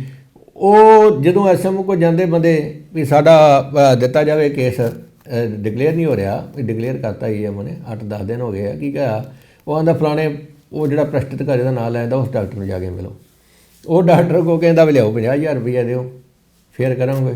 ਇਹਦੀ ਸ਼ਿਕਾਇਤ ਕਾਫੀ ਉੱਚ ਅਧਿਕਾਰੀਆਂ ਤੱਕ ਪਹੁੰਚ ਗਈ ਸੀ ਤੇ ਸਬਕ ਸਿੱਖ ਲਿਆ ਉਹ ਅਧਿਕਾਰੀ ਨੇ ਤੇ ਉਹਦਾ ਬੋਰਡ ਕਲੀਅਰ ਕਰਤੇ। ਨਹੀਂ ਪਰ ਇਹ ਨਾ ਕਿ ਜੀ ਐਸੇ ਅਧਿਕਾਰੀਆਂ ਨੂੰ ਤੇ ਜਿਹੋ ਜਿਹੇ ਅਧਿਕਾਰੀ ਵੱਜਣਗੇ ਨਹੀਂ ਐਸੇ ਅਧਿਕਾਰੀਆਂ ਦੇ ਜੈਨੂਅਲ ਸੱਟ ਵੱਜੀ ਹੋਵੇ ਤੇ ਉਹਦੇ ਵੀ ਭੰਡਾਰੀ ਸਾਹਿਬ ਪੈਸੇ ਮੰਗਣ ਬੱਚਾ ਦੇਣ ਦੇ। ਇਹਦੇ ਸਿਵਲ ਸਰਜਨ ਸਾਹਿਬ ਨੂੰ ਅੰਮ੍ਰਿਤਸਰ ਮੇਰੀ ਬੇਨਤੀ ਆ ਵੀ ਆਪਣੇ ਅਧੀਨ ਇਹ ਚੈੱਕ ਕਰੋ ਵੀ ਰਾਈਟ ਟੂ ਸਰਵਿਸ ਐਕਟ ਮੁਤਾਬਕ ਮੈਡੀਕੋ ਲੀਗਲ ਜਿਹੜਾ ਹੈਗੇ ਕੇਸ ਹੋ ਰਹੇ ਆ ਕਿ ਨਹੀਂ ਹੋ ਰਹੇ, ਕਿ 5 7 10 ਦਿਨ ਦੇ ਵਿੱਚ ਉਹਨਾਂ ਨੂੰ ਪਰਚੇ ਦੀ ਕਾਪੀ ਮਿਲਦੀ ਹੈ ਕਿ ਨਹੀਂ ਮਿਲਦੀ। ਉੱਥੇ ਤੇ ਕਾਪੀ ਲੈਣ ਨੂੰ ਬੰਦਿਆਂ ਨੂੰ ਪਰੇਸ਼ਾਨ ਹੋਣਾ ਪੈਂਦਾ, ਆਪਣਾ ਹੀ ਸਿਰ ਪੜਵਾ ਕੇ ਤੇ ਆ ਵੀ ਧੱਕੇ ਖਾ ਕੇ ਹਸਪਤਾਲ 'ਚੋਂ ਇੰਨੇ ਕੁ ਖੱਸੀ ਹੋ ਜਾਂਦੇ ਵੀ ਆਪੇ ਰਾਜੀਨਾਮਾ ਕਰ ਦਿੰਦੇ ਆ ਵੀ ਮੈਂ ਪੈਸੇ ਦਿੰਦੇ ਆ ਪੈ ਗਿਆ ਜਾਂ ਬੰਦਾ ਪੈਸੇ ਦਿੰਦਾ। ਇਹ ਪੁਲਿਸ ਤੋਂ ਵੀ ਜ਼ਿਆਦਾ ਹਸਪਤਾਲ ਵਾਲੇ ਖਰਾਬ ਕਰਦੇ ਆ, ਪੁਲਿਸ ਤੋਂ ਜ਼ਿਆਦਾ ਖਰਾਬ ਚਲੋ ਕਰਦੇ ਆ। ਇੱਧਰ ਇਹਦੇ ਤੇ ਵੀ ਦੇਖੋ ਸਿਹਤ ਮੰਤਰੀ ਜੋੜਾ ਮਾਜਰਾ ਨੂੰ ਵੀ ਇਹਦੇ ਤੇ ਦੇਣਾ ਚਾਹੀਦਾ, ਸੰਗਿਆਨ ਲੈਣਾ ਚਾਹੀਦਾ, ਸੈਕਟਰੀ ਹੱਥ ਨੇ ਸੰਗਿਆਨ ਲੈਣਾ ਚਾਹੀਦਾ। ਬਾਕੀ ਸਿਵਲ ਸਰਜਨ ਸਾਹਿਬ ਵਧੀਆ ਬੰਦੇ ਆ, ਉਹਨਾਂ ਨੂੰ ਚਾਹੀਦਾ ਵੀ ਇਹ ਨਿਕਲਣ ਸਾਰੇ ਰਾਉਂਡ ਕਰਨ, ਵੇਖਣ ਵੀ ਕੰਮ ਹੋ ਰਿਹਾ ਕਿ ਨਹੀਂ ਹੋਣਾ, ਰਿਪੋਰਟਾਂ ਮੰਗਾਉਣ। ਅੱਛਾ ਚਲੋ ਆਰਕੇ ਜੀ, ਪੰਜਾਬ ਦੇ ਗਵਰਨਰ ਬਨਵਾਰੀ ਲਾਲ ਪੁਰੋਹਿਤ ਨੇ ਪੰਜਾਬ ਦੇ 350 ਅਧਿਕਾਰੀਆਂ ਨੂੰ ਚਿੱਠੀ ਲਿਖਤੀ ਹੈ ਤੇ ਕਿਹਾ ਵੀ ਲੋਕਾਂ ਨੂੰ ਸਾਫ਼ ਤੇ ਪਾਰਦਰਸ਼ੀ ਤੇ ਭ੍ਰਿਸ਼ਟਾਚਾਰ ਮੁਕਤ ਸ਼ਾਸਨ ਦੇਣ ਵਾਸਤੇ ਉਹ ਸਾਰੇ ਦੇ ਸਾਰੇ ਹੈ ਵੀ ਹੁਣ ਠੀਕ ਕੰਮ ਕਰਨਾ ਸ਼ੁਰੂ ਕਰ ਦੇਣ। ਵੀ ਹੁਣ ਦੇਖੋ ਨਾ ਗਵਰਨਰ ਸਾਹਿਬ ਦੇਖੋ ਬਹੁਤ ਐਕਟਿਵ ਨਜ਼ਰ ਆ ਰਹੇ ਹੈ, ਜਿਵੇਂ ਕਿ ਤੁਹਾਨੂੰ ਯਾਦ ਹੀ ਹੈ ਕਿ ਇੱਕ ਕੁਝ ਦਿਨ ਪਹਿਲੇ ਇੱਕ ਜਿਹੜੀ ਕੁਰੂਕਸ਼ੇਤਰ ਦੀ ਰਹਿਣ ਵਾਲੀ ਮਹਿਲਾ ਸੀ ਪੂਨਮ ਸਿੰਘ, ਉਹ ਗਵਰਨਰ ਸਾਹਿਬ ਨੂੰ ਮਿਲਦੀ ਹੈ। ਬਾਜਵਾ ਪ੍ਰਤਾਪ ਸਿੰਘ ਬਾਜਵਾ ਜਿਹੜੇ ਨੇ ਉਹਨਾਂ ਨੇ ਹਾਲਾਂਕਿ ਇਹ ਵੀ ਜਿਹੜਾ ਤੰਜ ਵੀ ਕੱਸਿਆ ਵੀ ਉਹਨਾਂ ਦਾ ਕਹਿਣਾ ਮੁੱਖ ਮੰਤਰੀ ਨੇ ਮਹਿਲਾਵਾਂ ਨੂੰ ਨਿਆਂ ਵਾਸਤੇ ਗਵਰਨਰ ਦੇ ਰਹਿਮੋ ਕਰਨ ਤੇ ਛੱਡ ਦਿੱਤਾ ਹੈ। ਤੇ ਦੇਖੋ ਲੱਗਦਾ ਵੀ ਹੈ ਕਿਉਂਕਿ ਉਸ ਮਹਿਲਾ ਦਾ ਆਰੋਪ ਸੀਗਾ ਕਿ ਮੈਂ ਬਹੁਤ ਵਾਰੀ ਮੁੱਖ ਮੰਤਰੀ ਨੂੰ ਵੀ ਲਿਖਿਆ ਹੈ, ਡੀਜੀਪੀ ਸਾਹਿਬ ਨੂੰ ਵੀ ਲਿਖਿਆ, ਹੋਰ ਵੀ ਅਧਿਕਾਰੀਆਂ ਨੂੰ ਲਿਖਿਆ ਤੇ ਇੱਥੋਂ ਤੱਕ ਕਿ ਗਵਰਨਰ ਸਾਹਿਬ ਵੀ ਸੀਐਮ ਨੂੰ ਇੱਕ ਨੋਟ ਭੇਜਦੇ ਨੇ ਤੇ ਸੀਐਮ ਸਾਹਿਬ ਜਵਾਬ ਨਹੀਂ ਦਿੰਦੇ। ਤੇ ਹੁਣ ਉਹਨਾਂ ਦੇ ਆਦੇਸ਼ਾਂ ਦੇ ਇੱਕ ਜਿਹੜੇ ਸਸਪੈਂਡਡ ਅਧਿਕਾਰੀ ਨੇ ਪੁਲਿਸ ਅਧਿਕਾਰੀ ਸ਼ੀਸ਼ ਕਪੂਰ, ਉਹਨਾਂ ਦੇ ਉੱਪਰ ਮਾਮਲਾ ਦਰਜ ਹੋ ਗਿਆ, ਸਿੱਟ ਵੀ ਬੈਠ ਗਈ ਹੈ। ਤੇ ਕਿਵੇਂ ਦੇਖਦੇ ਹੋ ਮਾਮਲੇ ਨੂੰ? ਬਿਲਕੁਲ ਗਵਰਨਰ ਬਹੁਤ ਗੰਭੀਰ ਆ, ਉਹ ਨਹੀਂ ਚਾਹੁੰਦੇ ਵੀ ਕਿਤੇ ਕੋਈ ਲੋਕਾਂ ਨੂੰ ਨਿਆਂ ਨਾ ਮਿਲੇ, ਜੋ ਕੁਛ ਹੋਵੇ ਪਾਰਦਰਸ਼ਤਾ ਨਾਲ ਹੋਵੇ। ਬਨਵਾਰੀ ਲਾਲ ਪੁਰੋਹਿਤ ਜੀ ਦੀ ਇਸ ਕੰਮ ਲਈ ਜਿੰਨੀ ਪ੍ਰਸ਼ੰਸਾ ਕੀਤੀ ਜਾਵੇ ਜੀ, ਸ਼ਲਾਘਾ ਜਿੰਨੀ ਕੀਤੀ ਜਾਵੇ ਉਨੀ ਥੋੜੀ ਆ। ਦੇਖੋ ਪੂਨਮ ਸਿੰਘ ਕਿੰਨੇ ਚਿਰ ਤੋਂ ਇਨਸਾਫ ਲਈ ਧੱਕੇ ਖਾ ਰਹੀ 2016 ਤੋਂ ਜੀ, ਤੇ ਇਨਸਾਫ ਦਿੱਤਾ ਇਹਨਾਂ ਨੇ, ਕਸਟੋਡੀਆ ਰੇਪ ਦਾ ਕੇਸ ਰਜਿਸਟਰਡ ਕਰਾਤਾ ਜੀ, ਸਿੱਟ ਵੀ ਬਣ ਗਈ ਆ। ਜਿਹੜੀ ਨਹੀਂ ਬਣੀ ਉਹ ਮੁੱਖ ਮੰਤਰੀ ਕੋਲ ਪੇਸ਼ ਹੋਈ, ਡੀਜੀ ਕੋਲ ਪੇਸ਼ ਹੋਈ। ਸ਼ਰਮ ਦੀ ਗੱਲ ਆ, ਬਿਲਕੁਲ ਠੀਕ ਹੈ। ਨਾ ਸਾਡੇ ਕਿਸੇ ਮੁੱਖ ਮੰਤਰੀ ਨੇ ਸੁਣਿਆ ਨਾ ਡੀਜੀਪੀ ਨੇ ਸੁਣਿਆ ਜੀ। ਏਡੀਜੀਪੀ ਲੈਵਲ ਦੇ ਕਲੀਨ ਚਿੱਟ ਦੇ ਦਿੰਦੇ ਆ। ਆਈਜੀ ਕੁੰਵਰ ਪ੍ਰਤਾਪ ਜੀ ਉਹ ਤੇ ਰੋਕ ਕਹਿੰਦੇ ਸਾਬਤ ਹੁੰਦੇ ਆ। ਤੇ ਗਵਰਨਰ ਸਾਹਿਬ ਬਹੁਤ ਵਧੀਆ ਕੰਮ ਕਰ ਰਹੇ ਆ, ਸਲੂਟ ਆ ਗਵਰਨਰ ਸਾਹਿਬ ਨੂੰ ਜੀ। ਇਦਾਂ ਦੇ ਗਵਰਨਰ ਹੀ ਸਾਰੇ ਬਣੇ ਹੋਏ। ਆਮ ਤੌਰ ਤੇ ਪਹਿਲਾਂ ਗਵਰਨਰ ਸਾਹਿਬ ਨੂੰ ਰਬੜ ਸਟੈਂਪ ਕਿਹਾ ਜਾਂਦਾ ਸੀ ਵੀ ਇਹਨਾਂ ਕੁਝ ਨਹੀਂ ਕਰਨਾ। ਨਹੀਂ ਉਹ ਤੇ ਬਹੁਤ ਦੇਖੋ ਨਾ ਐਕਟਿਵ ਨੇ, ਦੇਖੋ ਜਿਵੇਂ ਬਾਰਡਰ ਇਲਾਕਿਆਂ ਦਾ ਦੌਰਾ ਕੀਤਾ ਇਹਨਾਂ ਨੇ, ਨਸ਼ੇ ਤੇ ਚਿੰਤਾ ਜ਼ਾਹਰ ਕੀਤੀ, ਮਾਈਨਿੰਗ ਤੇ ਚਿੰਤਾ ਜ਼ਾਹਰ ਕੀਤੀ, ਹੋਰ ਵੀ ਜਿਹੜੇ ਪੰਜਾਬ ਦੇ ਗੰਭੀਰ ਮੁੱਦੇ ਨੇ ਉਹਨਾਂ ਦੇਖੋ ਨਾ ਇਹਨਾਂ ਨੇ ਹੁਣ ਇੱਕ ਜਿਹੜੀ ਚਿੱਠੀ ਲਿਖੀ ਹੈ ਅਧਿਕਾਰੀਆਂ ਨੂੰ, ਬੇਸਿਕਲੀ ਇਹਨਾਂ ਨੇ ਇੱਕ ਹਿਸਾਬ ਨਾਲ ਸੁਚੇਤ ਕੀਤਾ ਹੈ। ਉਹਨਾਂ ਨੇ ਚੰਡੀਗੜ੍ਹ ਤੇ ਪੰਜਾਬ ਦੇ 350 ਅਧਿਕਾਰੀ ਆਈਐਸ ਤੇ ਆਈਪੀਐਸ ਅਫਸਰਾਂ ਸਭ ਨੂੰ ਇੱਕ ਚਿੱਠੀ ਲੈ ਕੇ ਕਿਹਾ ਵੀ ਸਵੱਛ ਸਾਫ ਸੁਥਰਾ ਪਾਰਦਰਸ਼ੀ ਤੇ ਭ੍ਰਿਸ਼ਟਾਚਾਰ ਮੁਕਤ ਪ੍ਰਸ਼ਾਸਨ ਦਿਓ ਲੋਕਾਂ ਨੂੰ ਜੀ। ਆਉਂਦੇ ਵੀ ਇਹ ਨਹੀਂ ਪੈਸੇ ਲਈ ਜਾਓ ਤੇ ਕੰਮ ਕਰੀ ਜਾਓ ਜਾਂ ਸਬਾਸ਼ਨਾ ਕਰੀ ਜਾਓ, ਪਾਰਦਰਸ਼ੀ ਸਵੱਛ ਤੇ ਭ੍ਰਿਸ਼ਟਾਚਾਰ ਮੁਕਤ ਮੈਰਿਟ ਦੇ ਆਧਾਰ ਤੇ ਕੰਮ ਕਰੋ। ਮੈਰਿਟ ਦੇ ਆਧਾਰ ਤੇ ਕੰਮ ਕਰੋ। ਉਹਨਾਂ ਕਿਹਾ ਵੀ ਮੈਂ ਚਾਹੁੰਦਾ ਵੀ ਪ੍ਰਸ਼ਾਸਨ ਜਿਹੜਾ ਪੂਰਨ ਪਾਰਦਰਸ਼ਤਾ ਸੁਨਿਸ਼ਚਿਤ ਕਰੇ ਜੀ। ਤੇ ਆਪਣੇ ਥੱਲੇ ਦੇ ਅਧਿਕਾਰੀਆਂ ਨੂੰ ਵੀ ਦੱਸੋ ਇਹ ਵਾਲੀ ਗੱਲ ਵੀ ਰਿਸ਼ਵਤ ਨਹੀਂ ਲੈਣੀ। ਤਾਂ ਮੈਨੂੰ ਨਹੀਂ ਲੱਗਦਾ ਗਵਰਨਰ ਸਾਹਿਬ ਦੇ ਇਹਨਾਂ ਕਿਹਾ ਦਾ ਅਸਰ ਮੈਂ ਤੁਹਾਨੂੰ ਹੁਣੇ ਗੱਲ ਸੁਣਾ ਕੇ ਨਹੀਂ ਹੋਏਗਾ ਤੇ ਗਵਰਨਰ ਸਾਹਿਬ ਆਪ ਵੀ ਐਕਸ਼ਨ ਲੈ ਲੈਣਗੇ। ਇੱਕ ਹਸਪਤਾਲ ਦੀ ਗੱਲ ਸੁਣਾ ਕੇ ਹਟਿਆ ਵੀ ਇੱਥੇ ਕੀ ਹੋ ਰਿਹਾ। ਮਤਲਬ ਜਦੋਂ ਤੁਸੀਂ ਅਫਸਰ ਉਤਲਾ ਜਾਗਰੂਕ ਨਹੀਂ ਹੋਏਗਾ, ਥਰਡੇ ਵਾਲੇ ਦੇ ਐਕਸ਼ਨ ਨਹੀਂ ਹੋਊਗਾ ਤੇ ਕੋਈ ਕੰਮ ਨਹੀਂ ਚੱਲੂਗਾ। ਕਿ ਜੀ ਦੇਖੋ ਨਾ, ਅਸੀਂ ਤਾਂ ਪਹਿਲੇ ਵੀ ਕਿਹਾ ਵੀ ਜੇ ਉੱਪਰ ਬੈਠੇ ਜਿਹੜੇ ਪੋਲੀਟੀਸ਼ੀਅਨ ਨੇ, ਦੇਖੋ 4 ਪਾਰਟੀਆਂ ਮੇਨ ਹੈ, ਕਾਂਗਰਸ ਹੈ, ਅਕਾਲੀ ਦਲ ਹੈ, ਆਮ ਆਦਮੀ ਪਾਰਟੀ ਦੀ ਸਰਕਾਰ ਹੈ, ਬੀਜੇਪੀ ਹੁਣ ਐਕਟਿਵ ਹੋ ਰਹੀ ਹੈ। ਤੇ ਕਿੰਨੇ 117 ਜੇ ਵਿਧਾਇਕ ਨੇ ਆਪਣੇ ਤੇ 13 ਜੇ ਆਪਾਂ ਲਾ ਲਈਏ ਐਮਪੀ ਨੇ, ਵੀ ਇਹ ਸਾਰੇ ਜੇ ਸੌਂ ਖਾਂਦੇ ਤੇ ਵੈਸੇ ਹੈਗੇ ਨੇ ਵੀ ਅਸੀਂ ਰਿਸ਼ਵਤ ਨਹੀਂ ਕਰਨਾ, ਲਵਾਂਗੇ ਭ੍ਰਿਸ਼ਟਾਚਾਰ ਨਹੀਂ ਹੁੰਦੇਾਂਗੇ, ਪਰ ਜੇ ਨਾ ਹੁੰਦੇ ਤੇ ਵਾਕਈ ਭ੍ਰਸ਼ਟਾਚਾਰ ਮੁਕਤ ਹੋ ਜਾਵੇ ਪੰਜਾਬ ਤੇ ਸੋਨੇ ਦੀ ਚਿੜੀਆ ਫਿਰ ਬਣ ਜਾਵੇ। ਸਾਡੇ ਇੱਥੇ ਕਿਸੇ ਦੀ ਚੀਜ਼ ਦੀ ਕਮੀ ਥੋੜੀ ਹੈ, ਲੋਕ ਮਿਹਨਤੀ ਨੇ, ਕਿਰਤ ਕਰਨ ਵਾਲੇ ਨੇ, ਕੋਈ ਇਹ ਨਹੀਂ ਚਾਹੁੰਦਾ ਵੀ ਸਾਨੂੰ ਮੁਫਤ ਦੀਆਂ ਚੀਜ਼ਾਂ ਦਿਓ। ਬਸ ਸਿਰਫ ਇਹਨਾਂ ਨੇ ਇੱਕ ਤਾਣਾ ਬਾਣਾ ਐਸਾ ਉਲਝਾ ਦਿੱਤਾ ਹੈ ਕਿ ਲੋਕਾਂ ਨੂੰ ਪਰੇਸ਼ਾਨ ਕਰਤਾ ਵੀ ਲੋਕੀ ਆਪੇ ਕਹਿੰਦੇ ਚੱਲ ਯਾਰ ਜੇ ਮੈਂ ਕੋਈ ਚੀਜ਼ ਤਹਿਸੀਲ 'ਚ ਕਿਹੜਾ ਕੰਮ ਬਿਨਾਂ ਭ੍ਰਸ਼ਟਾਚਾਰ 'ਚ ਹੁੰਦਾ ਹੈ। ਮੈਂ ਜੀ ਕੱਲ ਮੇਰੇ ਇੱਕ ਜਦੋਂ ਆਪਾਂ ਖਬਰ ਆਪਣੀ ਪਾਈ, ਇੱਕ ਬੰਦੇ ਨੇ ਲੈ ਕੇ ਪਾਇਆ ਵੀ ਮਾਝੀ 40,000 ਰੁਪਇਆ ਰਜਿਸਟਰੀ ਦਾ ਦੇ ਕੇ ਆਇਆ ਤਹਿਸੀਲ 'ਚ। ਹਾਂ ਤੇ ਦੇਖੋ ਨਾ ਵੀ ਇਸ ਤਰ੍ਹਾਂ ਦੇ ਬਹੁਤ ਸਾਰੀਆਂ ਮੈਸੇਜ ਆਉਂਦਾ ਵਾ ਅੱਜ ਹੀ 40,000 ਰੁਪਇਆ ਰਜਿਸਟਰੀ ਕਰਾਉਣ ਦਾ ਦੇ ਕੇ ਆਇਆ ਰਿਸ਼ਵਤ। ਅਤੇ ਉਧਰ ਵੀ ਧਿਆਨ ਦੇਣਾ ਚਾਹੀਦਾ ਜੀ ਰਜਿਸਟਰੀ ਮੁੱਕ ਗਿਆ। ਹੁਣ ਗਵਰਨਰ ਸਾਹਿਬ ਨੇ ਕਿਹਾ ਵੀ ਮੈਂ ਚਾਹੁੰਦਾ ਵਾਂ ਵੀ ਭ੍ਰਸ਼ਟਾਚਾਰ ਮੁਕਤ ਸਮਾਜ ਜੀ ਨਿਸ਼ਚਿਤ ਕਰਨ ਦੇ ਲਈ ਇਹਨਾਂ ਨਿਰਦੇਸ਼ਾਂ ਦਾ ਪੂਰਨ ਰੂਪ 'ਚ ਪਾਲਣ ਕੀਤਾ ਜਾਵੇ। ਉਹਨਾਂ ਨਾਲ ਪ੍ਰਧਾਨ ਮੰਤਰੀ ਦੇ ਭਾਸ਼ਣ ਦੀ ਪ੍ਰਤੀ ਵੀ ਉਲੰਘਣ ਕੀਤੀ ਆ। ਸਤਰਕਤਾ ਜਾਗਰੂਕ ਸਪਤਾਹ ਜਿਹੜਾ ਪ੍ਰਧਾਨ ਨੇ ਭਾਸ਼ਣ ਕੀਤਾ ਸੀ ਉਹਦੀ ਕਾਪੀ ਵੀ ਨਾਲ ਨੱਥੀ ਕੀਤੀ ਆ। ਤੇ ਵੇਖੋ ਅਧਿਕਾਰੀਆਂ ਦਾ ਅਸਰ ਹੁੰਦਾ ਕਿ ਨਹੀਂ ਹੁੰਦਾ। ਅਬੇ ਦੇਖੋ ਚਲੋ ਉਮੀਦ ਹੈ, ਸਾਨੂੰ ਅਸੀਂ ਉਮੀਦ ਕਰਦੇ ਹਾਂ ਕਿ ਜੇ ਗਵਰਨਰ ਸਾਹਿਬ ਤੇ ਪੰਜਾਬ ਦੇ ਮੁੱਖ ਮੰਤਰੀ ਆਮ ਆਦਮੀ ਪਾਰਟੀ ਦੀ ਸਰਕਾਰ ਜੇ ਰਲ ਕੇ ਕੰਮ ਕਰਨ, ਵਾਕਈ ਭ੍ਰਸ਼ਟਾਚਾਰ ਮੁਕਤ ਕਰਨ, ਤੇ ਕੋਈ ਔਖਾ ਕੰਮ ਨਹੀਂ ਹੈ। ਕੋਈ ਢੀਠ ਮਿੱਟੀ ਭ੍ਰਸ਼ਟਾਚਾਰ ਕੋਈ ਨਹੀਂ, ਢੀਠ ਮਿੱਟੀ ਨੂੰ ਫਿਰ ਆਪੇ ਸਬਕ ਵੀ ਸਿਖਾ ਲੈਣਗੇ। ਮੈਂ ਕਹੂੰ ਅਖਬਾਰ 'ਚ ਖਬਰ ਪੜ੍ਹ ਰਿਹਾ ਹਾਂ ਵੀ ਵੱਧ ਰੇਟਾਂ ਲੈਣ ਦੇ ਉੱਤੇ ਸਿਵਲ ਹਸਪਤਾਲ ਦਾ ਸੈਕਸ ਸਟੈਂਡ ਕੈਂਸਲ ਕੀਤਾ ਗਿਆ। ਤੇ ਉਹ ਖਬਰ 'ਤੇ ਲਿਖਿਆ ਵੀ ਕਾਗਜ਼ਾਂ ਤੇ ਸੈਕਸ ਸਟੈਂਡ ਕੈਂਸਲ ਹੋ ਗਿਆ, ਚਲਾਨ ਉਹ ਵੀ ਬੰਦੇ ਡੇ ਆ। ਇਹ ਮਤਲਬ ਫਿਰ ਅਧਿਕਾਰੀ ਇਨਵੋਲਵ ਹੁੰਦੇ ਆ, ਅਧਿਕਾਰੀ ਮਿਲੀ ਭੁਗਤ ਹੋਊਗੀ। ਬਿਲਕੁਲ ਅਧਿਕਾਰੀ ਇਨਵੋਲਵ ਕੋਈ ਕੰਮ ਨਹੀਂ ਕਰ ਰਿਹਾ ਜੀ।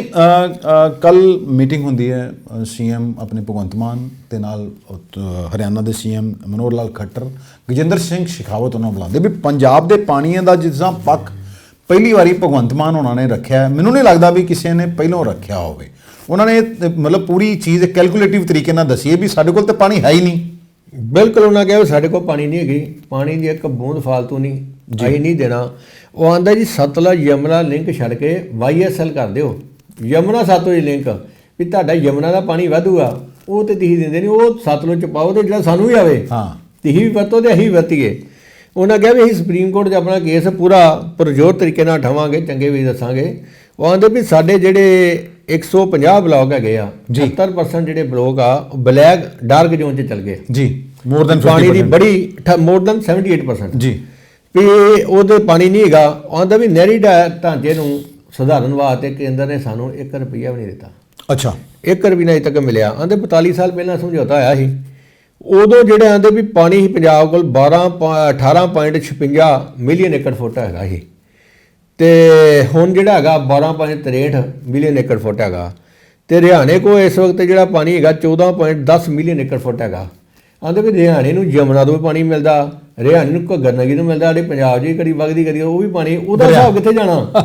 ਤੇ ਸਾਡੇ ਤੇ ਦਰਿਆ ਜਿਹੜੇ ਹੈਗੇ ਪੰਜਾਬ ਉਹ ਤੇ ਹੁਣ ਨਹਿਰਾਂ ਬਣ ਗਿਆ ਜੀ। ਸਾਡੇ ਕੋਲ ਤੇ ਆਪਣੇ ਕੋਲ ਪਾਣੀ ਨਹੀਂ ਹੈਗਾ। 73% ਜਿਹੜੇ ਸਾਡੇ ਬੰਦੇ ਆ ਉਹ ਜ਼ਮੀਨ 'ਚੋਂ ਪਾਣੀ ਲੈ ਰਹੇ ਆ, ਪਾਣੀ ਦਾ ਲੈਵਲ ਥੱਲੇ ਆ, ਝੋਨਾ ਬਹੁਤ ਲੱਗਦਾ, ਸਾਡੀ ਮਜਬੂਰੀ ਆ। ਉਹਨਾਂ ਨੇ ਵੀ ਗੱਲ ਕਹੀ ਬੜਾ ਪਾਣੀ ਲੈਂਦਾ ਵਾ ਤੇ ਅਸੀਂ ਤੁਹਾਨੂੰ ਪਾਣੀ ਕਿੱਥੋਂ ਦੇ ਦਈਏ। ਆਂਦੇ ਵੀ ਹੁਣ YSL ਬਣਾਓ। ਬੜਾ ਵਧੀਆ ਇਹਨਾਂ ਨੇ ਕੰਮ ਚੁੱਕਿਆ। ਤੇ ਮੁੱਖ ਮੰਤਰੀ ਖੱਟਰ ਸਾਹਿਬ ਕਹਿੰਦੇ ਜੀ ਇਹ ਤੇ ਸਤਲੁਜ ਯਮੁਨਾ ਲੈਣ ਨੂੰ ਮੁੱਦਾ ਨਹੀਂ ਕਹਿੰਦੇ, ਅਸੀਂ ਸੁਪਰੀਮ ਕੋਰਟ ਨੂੰ ਦੱਸਾਂਗੇ, ਉਹਦੇ ਦੱਸੋ ਜਾ ਕੇ ਆਪਣਾ ਪੱਖ ਪੇਸ਼ ਕਰਾਂਗੇ। ਇਹਦੇ ਨਾਲ ਰਕੇਸ਼ ਜੀ ਦੇਖੋ ਬੀਜੇਪੀ ਵੈਸੇ ਤੇ ਪੰਜਾਬ ਦੀ ਜਿਹੜੀ ਆ ਉਹ ਸਿਆਸਤ ਹਮੇਸ਼ਾ ਹੁੰਦੀ ਰਹੀ ਇਹਦੇ ਤੇ, ਪਰ ਮੈਂ ਜਿਹੜੇ ਬੀਜੇਪੀ ਦੇ ਹੁਣ ਪ੍ਰਧਾਨ ਨੇ ਅਸ਼ਵਨੀ ਸ਼ਰਮਾ, ਉਹਨਾਂ ਦਾ ਬਿਆਨ ਦੀ ਸ਼ਲਾਘਾ ਜ਼ਰੂਰ ਕਰਾਂਗਾ। ਉਹਨਾਂ ਦਾ ਇਹ ਕਹਿਣਾ ਵੀ ਜਿਹੜਾ ਰਾਈਪੇਰੀਅਨ ਕਾਨੂੰਨ ਲਾਅ ਹੈ ਨਾ, ਉਹਦੇ ਅਨੁਸਾਰ ਰਾਜੇ ਦੇ ਪਾਣੀ ਦੇ ਉੱਪਰ ਸਿਰਫ ਤੇ ਸਿਰਫ ਪੰਜਾਬ ਦਾ ਹੀ ਅਧਿਕਾਰ ਆ ਤੇ ਪੰਜਾਬ ਦੇ ਕੋਲ ਪਾਣੀ ਫालतू ਨਹੀਂ ਵੀ ਜਿਹੜਾ ਕਿਸੇ ਨੂੰ ਦਵੇ। ਪਰ ਦੂਜੇ ਪਾਸੇ ਕਿਉਂਕਿ ਉੱਥੇ ਹੁਣ ਚੋਣਾਂ ਨੇ ਹਰਿਆਣਾ ਦੇ ਵਿੱਚ, ਉਹ ਸੀਐਮ ਸਾਹਿਬ ਆਪਣਾ ਤਰਕ ਦੇ ਰਹੇ ਨੇ।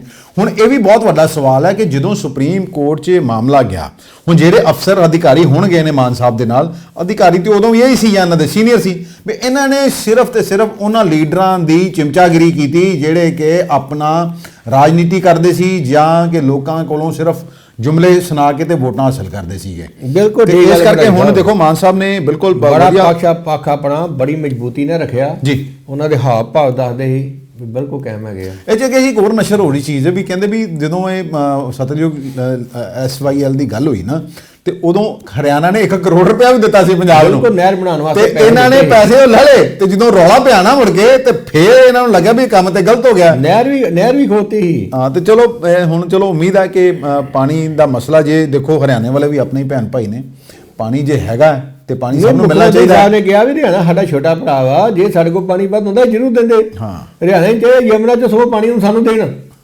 ਚਲੋ ਦੇਖੋ ਹੁਣ ਮਾਮਲਾ ਫਿਰ ਅਜੇ ਸੁਪਰੀਮ ਕੋਰਟ 'ਚ ਹੈ, 19 ਜਨਵਰੀ ਨੂੰ ਸੁਣਵਾਈ ਹੋਣੀ ਹੈ। ਸੁਣਵਾਈ ਆਉਂਦੇ ਵੀ ਅਸੀਂ ਆਪਣਾ ਪੱਖ ਪੇਸ਼ ਕਰਾਂਗੇ, ਚੰਗੇ ਵਕੀਲ ਖਿਲਾਰਾਂਗੇ ਜੀ, ਚੰਗੀ ਤਰ੍ਹਾਂ ਪੱਖ ਮੌਜੂਦਾ ਸਥਿਤੀ ਦੱਸਾਂਗੇ। ਉਹਦੇ ਪੁਰਾਣੀ ਦੇ ਹਿਸਾਬ ਨਾਲ ਲਈ ਜਾਂਦੇ ਨਾ ਪਾਣੀ, ਉਹਦੇ ਪਾਣੀ ਦੇ ਸਾਡੇ ਕੋਲ ਹੈਗਾ ਨਹੀਂ, ਹਰਿਆਣੇ ਕੋਲ ਜ਼ਿਆਦਾ ਸਗੋਂ। ਦੇਖੀ ਜੀ ਆਯੁਸ਼ਮਾਨ ਨੂੰ ਵੀ ਨਾ ਪਹਿਲੇ ਬੜਾ ਰੌਲਾ ਸੀ ਵੀ ਪ੍ਰਾਈਵੇਟ ਲੋਕ ਜਿਹੜੇ ਹਸਪਤਾਲ ਉਹਨਾਂ ਨੇ ਆਯੁਸ਼ਮਾਨ ਦਾ ਇਲਾਜ ਕਰਨਾ ਬੰਦ ਕਰਤਾ, ਪਰ ਇਹ ਵੀ ਖਬਰਾਂ ਨਸ਼ਰ ਹੋਈਆਂ ਸੀ ਆਯੁਸ਼ਮਾਨ 'ਚ ਕਈ ਥਾਵਾਂ ਤੇ ਹਜੇ ਕਿ ਕਹਿੰਦੇ ਵੀ ਸਾਨੂੰ ਪੈਸੇ ਘੱਟ ਮਿਲਦੇ ਆ, ਪਰ ਕਈ ਬੰਦੇ ਤੇ ਇਹ ਆ ਵੀ ਆਪਣੀ ਵਹੁਟੀ ਨੂੰ ਮਰੀਜ਼ ਬਣਾ ਕੇ ਪਾ ਦਿੰਦੇ ਆ, ਕੋਈ ਮਰੇ ਨੂੰ ਪਾ ਕੇ ਬਿੱਲ ਬਣਾਈ ਜਾਂਦਾ, ਕੋਈ ਆਪਰੇਸ਼ਨ ਹੋਇਆ ਨਹੀਂ ਹੁੰਦਾ ਉਹਨੂੰ ਪਾ ਦਿੰਦਾ, ਕੋਈ ਛੁੱਟੀ ਹੋ ਜਾਂਦੀ ਮਰੀਜ਼ ਨੂੰ ਉਹਦਾ ਵੀ ਬਿੱਲ ਬਣਾਈ ਜਾਂਦਾ। ਤੇ ਹੁਣ ਫੇਰ ਕਹਿੰਦੇ ਵੀ ਕਈਆਂ ਹਸਪਤਾਲ ਜਿਹੜੇ ਮਾਲ ਕਮਾਉਣਾ ਜਾਣਦੇ ਆ, ਤਰੀਕੇ ਜਾਣਦੇ ਸਾਰੇ ਦਾ ਪੇਚ, ਉਹਨਾਂ ਦੀ ਅੱਖਾਂ 'ਚ ਵੀ ਚਮਕ ਆ ਗਈ ਹੈ।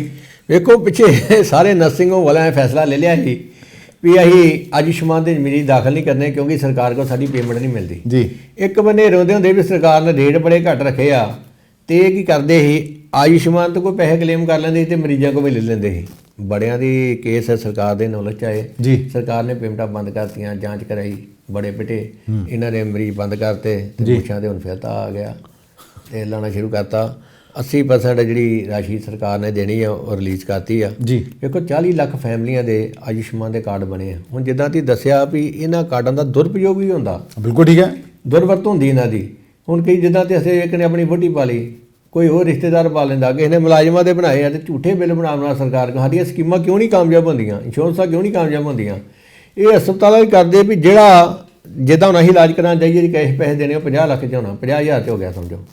ਤੇ ਉਹੀ ਕੰਮ ਜੇ ਇੰਸ਼ੋਰੈਂਸ 'ਚ ਆ ਜੇ ਜਾਂ ਆਯੁਸ਼ਮਾਨ 'ਚ ਆ ਜੇ ਇਹਨਾਂ ਨੂੰ 1.5 ਲੱਖ ਕਰ ਦੇਣਾ। ਹਾਂ, 3 ਗੁਣਾ ਕਰ ਦੇਣਾ। ਤੇ ਇੱਕ ਬੰਦੇ ਕਹਿੰਦੇ ਸਾਨੂੰ ਵਾਅਦਾ ਕੁਝ ਨਹੀਂ, ਤੇ ਇੱਕ ਬੰਦੇ ਤਰਲੇ ਮਾਰ ਕੇ ਰਿਸ਼ਵਤ ਦੇ ਕੇ ਆਯੁਸ਼ਮਾਨ ਸਕੀਮ ਤੇ ਰਜਿਸਟਰਡ ਕਰਾਉਂਦੇ ਆਪਣੇ ਹਸਪਤਾਲ, ਜਿਹਦਾ ECHS ਕਰਾਉਂਦੇ ਨਿਰੀ ਮਲਾਈ।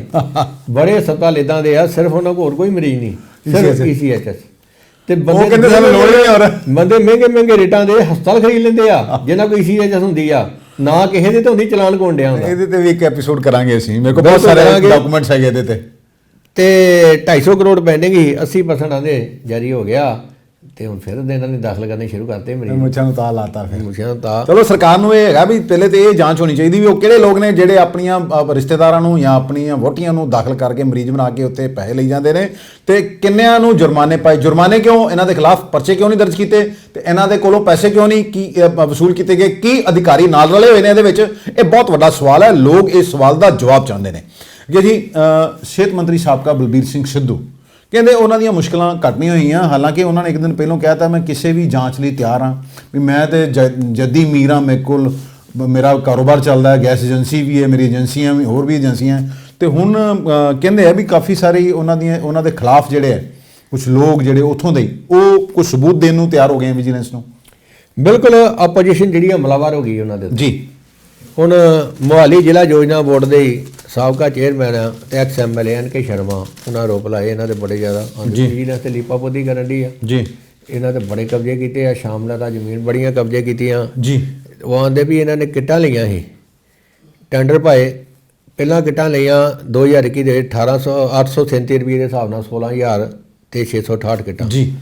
ਫਿਰ ਦੂਜੇ ਟੈਂਡਰ 'ਚ 1226 ਰੁਪਏ ਦੇ ਹਿਸਾਬ ਨਾਲ 50,000 ਕਿੱਟ ਲੈ ਲਈ। ਤੀਜੇ ਟੈਂਡਰ 1338 ਰੁਪਏ ਦੇ ਹਿਸਾਬ ਨਾਲ ਲੈ ਲਈ। ਆਂਦੇ ਵੀ ਕਿੱਟਾਂ 'ਚ ਬੜਾ ਘਟਾਲਾ ਆ। ਗੋਲੀਆਂ ਜਾਂਚ ਕੀਤੀ ਜਾਏ। ਮਜੀਠੀਆ ਸਾਹਿਬ ਕਹਿੰਦੇ ਵੀ ਉਹ ਜਿਹੜੀ ਨਸ਼ਾ ਛਡਾਊ ਕੇਂਦਰਾਂ 'ਚ ਗੋਲੀ ਦਿੰਦੇ ਆ ਉਹ 'ਚ ਬੜਾ ਵੱਡਾ ਘਟਾਲਾ, 500 ਕਰੋੜ ਦੀ ਉਦੋਂ ਗੋਲੀ ਜਿਹੜੀ ਹੈ। ਇਹ ਵੀ ਬੜਾ ਵੱਡਾ ਸਵਾਲ ਹੈ ਵੀ ਇੱਕ ਹੀ ਬੰਦੇ ਨੂੰ ਇੰਨੇ ਸਾਰੇ ਨਸ਼ਾ ਛਡਾਊ ਸੈਂਟਰ ਕਿਉਂ ਦੇਤੇ ਤੇ ਇੱਕ ਹੀ ਬੰਦੇ ਦੀ ਦਵਾਈ ਕਿਉਂ ਲੱਗੇ? ਮਤਲਬ ਉਹ ਸਰਕਾਰ ਕੋਈ ਆ ਜਾਵੇ, ਉਹਦਾ ਦੇਖੋ ਨੈਟਵਰਕ ਕਿੰਨਾ ਤਕੜਾ ਵੀ ਉਹ ਕਹਿੰਦਾ ਮੇਰੀ ਹੀ ਦਵਾਈ ਵਿਕੇਗੀ, ਮੇਰੀ ਹੀ ਕੰਪਨੀ ਤੇ ਮੈਨੂੰ ਹੀ ਸਾਰੇ ਸੈਂਟਰ ਮਿਲਣਗੇ। ਮਤਲਬ ਇਹ ਕਿਹੜਾ ਇੱਕ ਸਰਕਾਰ ਕਿਹੜੀ ਸਕੀਮ ਚਲਾਉਣ ਰਹੀ ਹੈ? ਭੰਡਾਰੀ ਸਾਹਿਬ ਤੁਸੀਂ ਕੋਈ ਦੁਕਾਨ ਖੋਲ੍ਹਣਾ, ਤੁਹਾਨੂੰ ਪਹਿਲਾਂ ਹੀ ਮੋਟਾ ਗਾਹਕ ਆ ਗਿਆ ਨਾ, ਬੋਣੀ ਕਰਾ ਜੇ, ਤੁਸੀਂ ਉਹਨੂੰ ਲੱਭਣਾ। ਇਹ ਜਾਣਦੇ ਹਰ ਮੰਤਰੀ ਨੂੰ ਬੋਣੀ ਕਰਾ ਦਿੰਦਾ, ਇਹ ਬੰਦਾ ਮੋਟੀ ਕਰਾ ਦਿੰਦਾ। ਉਹ ਬੰਦਾ ਫਿਰ ਉਹਨੂੰ ਹੀ ਲੱਭਦਾ ਵੀ ਉਹ ਕਿੱਥੇ ਗਿਆ ਯਾਰ, ਆ ਜੇ।